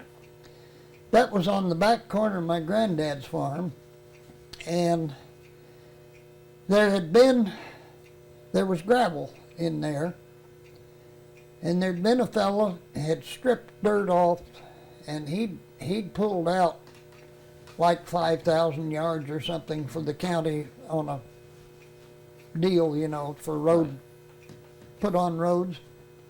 Well, there was still gravel that was above the water line and everything, and so I'd picked up a little old dump truck. It'd haul about 3 yards, and I was working night shift at the factory, and I'd come home of a morning and go down there, and with a long-handled shovel, I'd shovel a load of gravel on that truck. Wow. And haul it. I had different people, you know, farmers wanted it mud holed or barnyard or whatever. $5 a load. I could make 2 loads a day, still get enough sleep, go back to the factory that night and work my shift. Oh, man. I don't know, that went along for a while, and finally my dad had an old farm oil tractor, and I found it was a mechanical scoop. They didn't know about hydraulics then, I guess. I mean, this was belt drive, run the machinery part of it, and gears and cogs and everything, and oh, I was in high heaven then. I could really load a load. Loading with a shovel, my gosh. But anyway, while I was gone, while I was overseas, I mean, an uncle of mine had this farm, this ground, and so he went ahead and started developing a drag line to dip gravel out of that pit. And it was pretty well started or in operation when I got home. And so from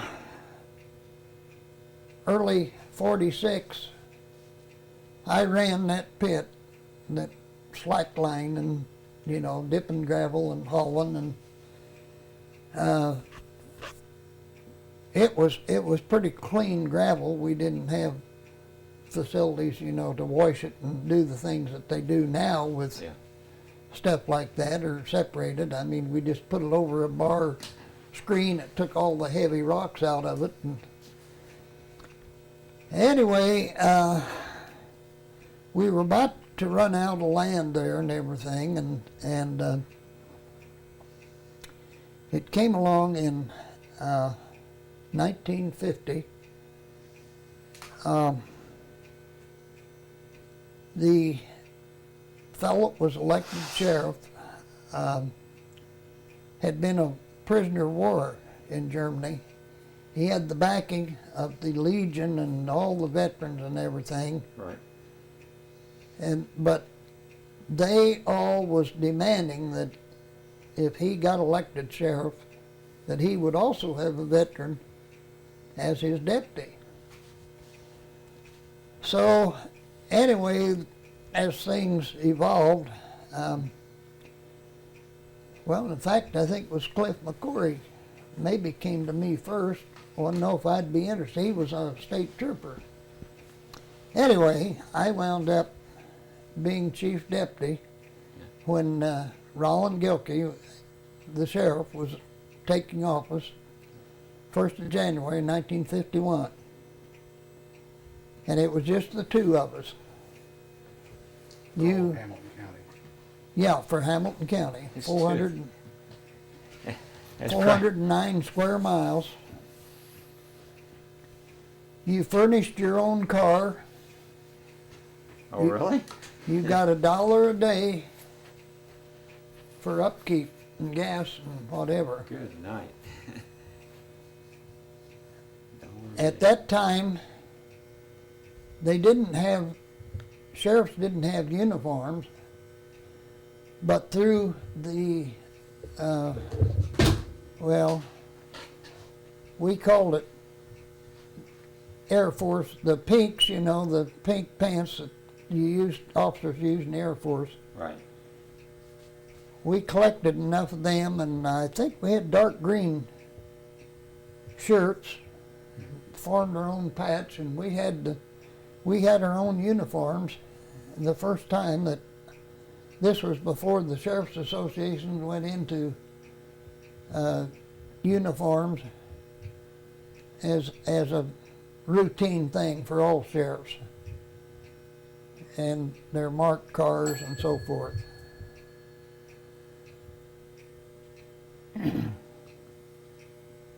And this great looking group of people right here. Huh? Yeah, who's who on this? Bunch of little bread snappers. Present company included.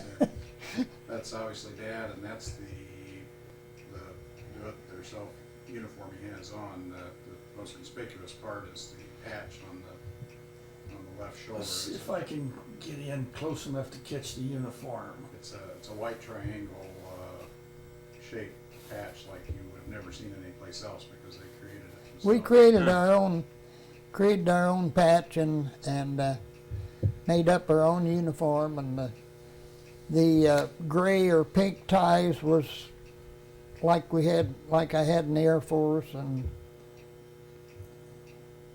of course that's my mother, that's Marjorie, and then my older brother Alan, older sister Judy, and myself. They're on that's the three of them. And that was before John came along. Like I say, he wasn't born until 1952.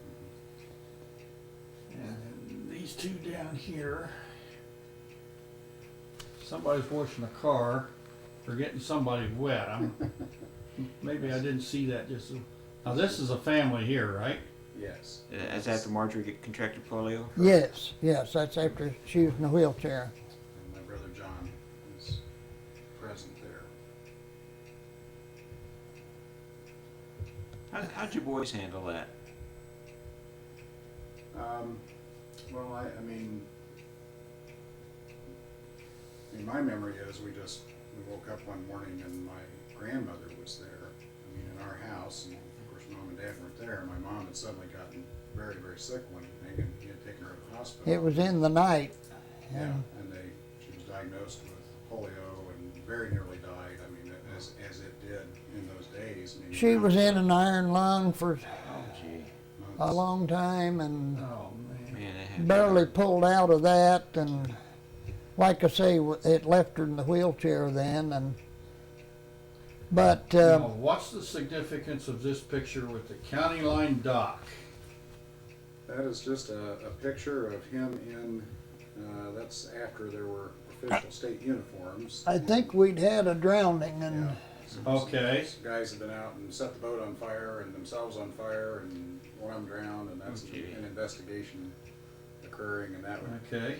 would have to be in post 57, because I think it's about 57 when the uniforms began. probably Yeah.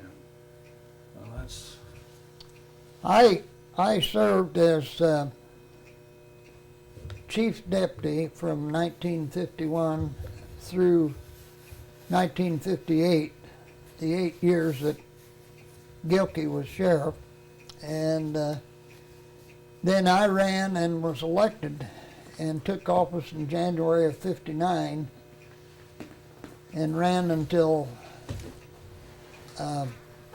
was sheriff until 1960, end of 1966. And then I went with the county health department as a sanitarian starting in 1967 and stayed with that till I had a light heart attack in 79, which I was 2 months shy of having 30 years Ooh. with the county. I mean, when I finally, the formula for retiring at age 60 was you only lost 6% off of what the top draw you would have ever made, and I took it. Right. And I didn't even stay those 2 months. So how'd you meet Mary? This was through mutual friends. Our kids had went to Durban school together. Her oldest son, Alan, is 1 day younger than my daughter, Judy. And we knew each other from, school meetings or whatever and so forth, but not real well. And then, like I say, after Marjorie was gone and everything, this mutual friend got us together, and it went from there. And we'll be 31 years, I think, 31 years. this fall. Oh my gosh. Wow. That's pretty good. Yeah, Marjorie and I had 31. Would that be right? 40, Or 21? 42 to 73, 40, or 31. 42 to 73. 42 to 73 would be 31. And If my then- math is still right. And then we were married in 74, and this is 04. That's something to be proud of in this day and age, I'll Yes, it guarantee is. you. Not too many. Okay, now that's gonna fill up the frame, I can't get all of it. Now, that's the whole family together there, right? Yes, about 65. In 65, okay. Yeah, well, Significance of the picture in the top right-hand corner, over on the other side of the 1974.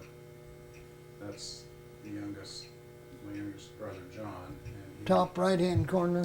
he went to the United States Air Force Academy and spent a career as a pilot in the Air Force. wow.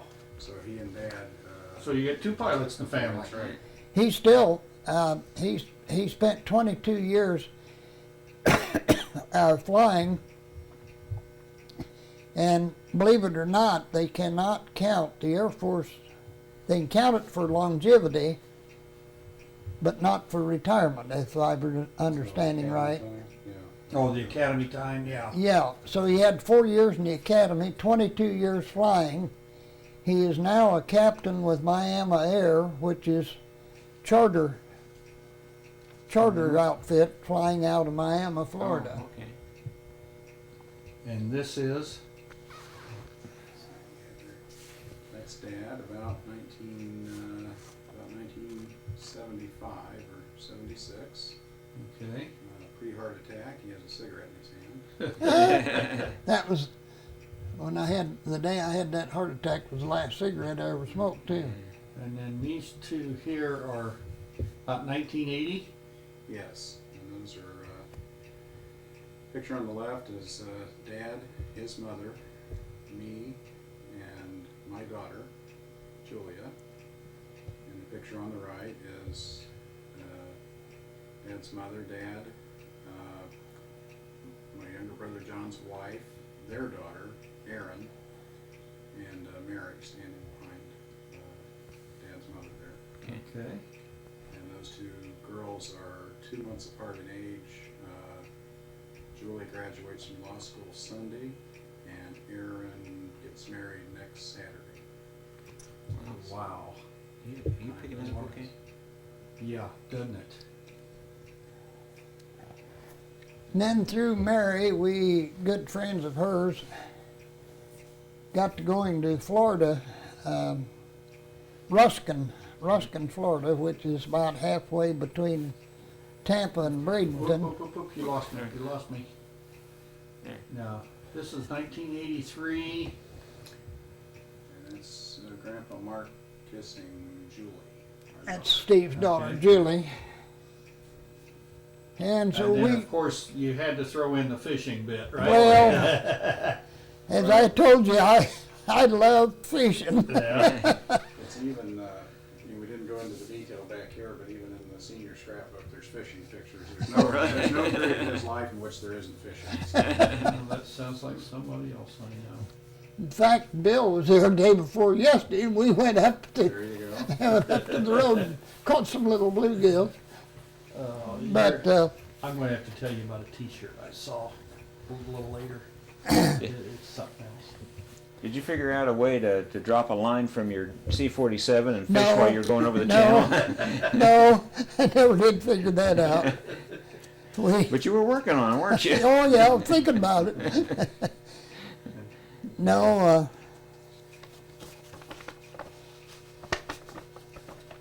Now you say that Market Garden tape shows them actually picking up a glider. Oh, yes. does it show My that? memory is, it shows gliders lined up like at an angle along the sides, and you've got some. Oh, now that's on the arrangements takeoff. Of yes. I think you're talking about the snatch, aren't The you? snatch, yeah. I don't No. know. The takeoff's what I'm talking about. Okay, now you got a picture of the snatch there. You wanna I want borrow to it? I want to get that. Let's see if we can't. And you can either get it back to me or whatever. Well, we may be able to just do it off of here if we can. Oh, A okay. lot of times I can get them off of here. Doesn't completely show the snatch. but Doesn't we've show talked too about much this. of it, although if you know what you're thinking about, it shows the cable and the hook hanging down here to make the snatch on that cable. Now that cable there was attached to the glider. You came down and you snatched it. You said you had a little slack on that line. Can you describe actually latching onto one of those? I'm not sure exactly. I never did do it, and I'm not sure exactly how it worked. But that hook was hooked into the cable that was on the spool or the reel that paid out line till the glider got up to speed, you know, Yeah. and then would get it back to a normal length or whatever. Yeah, that's something new that I didn't know. Yeah, that's we're getting quite a I'm bit getting an education. bits and tonight. pieces here. We're getting quite a bit about gliders. And then, right at the end of the war, they were starting to outfit what was the B-24s into gas haulers. Oh, really?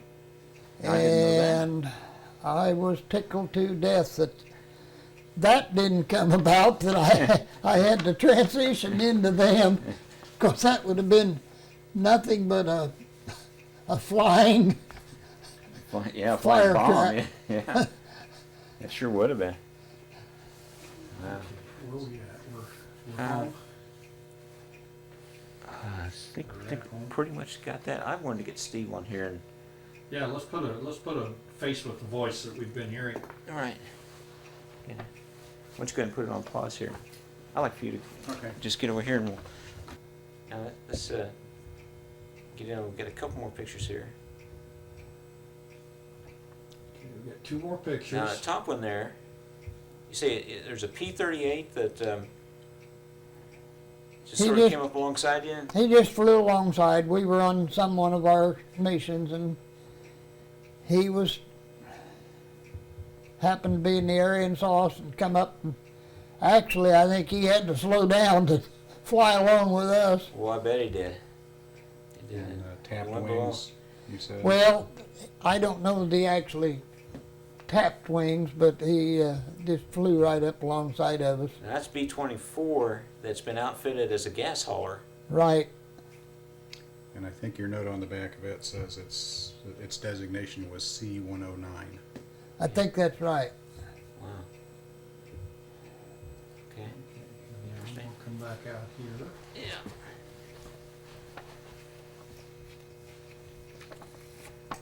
First of all, during one of the breaks, you told us a story from the ground of your dad flying over the house on his way to Florida. Mm-hmm. And I'd like for you to go ahead and share that with us. Be happy to. Okay. Yeah. For Okay. all of the time I was growing up and at family get-togethers, family dinners or whatever, and the story of Dad buzzing the farm between Durbin and Clarksville on his way to Florida, I heard the story many times, and it was normally told by Dad or maybe his father. Yeah. And it was always told the way you would expect a pilot to tell a story, with a lot of bravado, and Right. I was really low and I was really fast, and so forth. And so I'd heard the story many times, and it was probably not until about 1978 or 79, once we were visiting with my grandmother. Now, the 3 people that would have been in that house the day he buzzed it would have been my mother and his father and his mother. And now in 1978, my mother's deceased, his father's deceased, and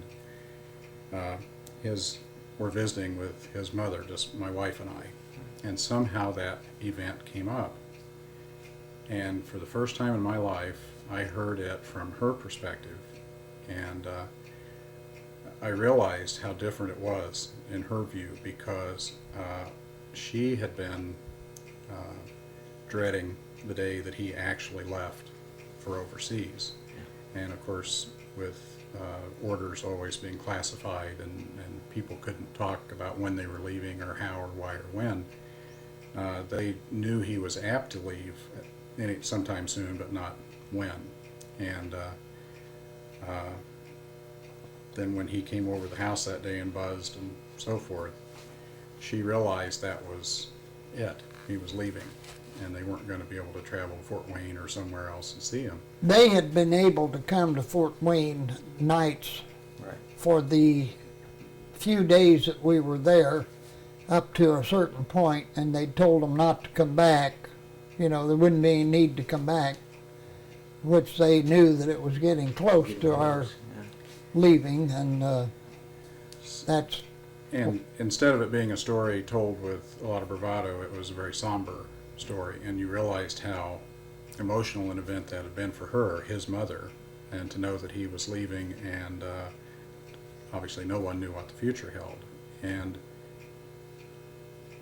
then she went on to describe my mother, who of course had come out of the house the first time the plane came over, and how she couldn't take her eyes off of the airplane, and how she kept watching it even as it disappeared to the horizon, and even after it was a tiny little speck that you couldn't see anymore. You said she ran to the farthest point she could get to in the yard there till she came to a fence, and it wasn't convenient to go any further. So I mean, the perspective of the people on the ground. In Tom Brokaw's book, he talks about the partings and the people being reunited. Well, their parting was that moment, and the perspective from his mother and his wife was maybe very different than what he could possibly realize being in the airplane, and at least the way the story was always told for all the years I was growing up. Yeah, I no doubt could have been court-martialed for that, but I probably wasn't the only one that ever did it. Yeah. Well, I'm sure she was glad you did it. It gave him a chance to say Sure. goodbye, Sure. rather than just not knowing. So, what would you tell folks about your dad? Oh gosh. Well, Do you want to know, really? As much good as you can find. that I think he, like so many in his generation and all that's been written about them. I mean, when you think of the challenge that was put before them, the circumstances of World War II beginning, and I mean, by and large, they went, every single one of them, and volunteered to do something, and their service wasn't for a year or 18 months or whatever. It was for the duration, and none of them knew what exactly was in store for them, or how long it was going to be, or what it was going to take. And so I've always respected tremendously the people who did that, and I'm glad that there has been a lot written in the last I would say 15 years that's tried to capture that, and I think it's but we all owe all of them tremendously. And those of us who got to grow up in the second half of the 20th century, we owe them every day. That's right. As I understood, we are dying at the rate of about 1,000 a day. World War II veterans. Maybe even more than that now. Could be. Can you think of anything we've missed, haven't picked up, or Well, if we have, I don't know what it is. can you think of anything that we've missed in the story? I'll add one anecdote. Okay. You asked me what would I say Sure. about Dad. A story my mom told me many years ago that I'm not sure he remembers now because I mentioned it a couple of days ago. After they were, and I take it to be the period of time like perhaps when he was at A58 and they were either airdropping supplies to units on the ground or landing at airfields and unloading cargo. He had let my mother know and other people who were writing to them that the people were really appreciated getting to see magazines and even newspapers from home, even if they were a week old or 2 weeks old. And so my mom and relatives and friends and so forth would fix parcels with newspapers and magazines and send to him. And of course the people that he was living with and so forth would read them, but then he would put them in the parcels and so forth that they were airdropping to the units on the ground. So you had some folks that were in an even more remote situation and even more difficult circumstances that got to see some magazines, newspapers, and so forth because of some thoughtfulness. So I think that's a good thing. It's neat how so much of this is tied together. It could be very well that you flew Herschel's dad from the battlefield back to England on one of your flights. You probably wouldn't have known it. It might have been someone else, but it was Nobody else knows. But nobody else knows for sure how he got back. But Yeah. Wouldn't it be odd if that were the connection? Of course, I said as we started, I was sworn in the 13th of July of 1942, and I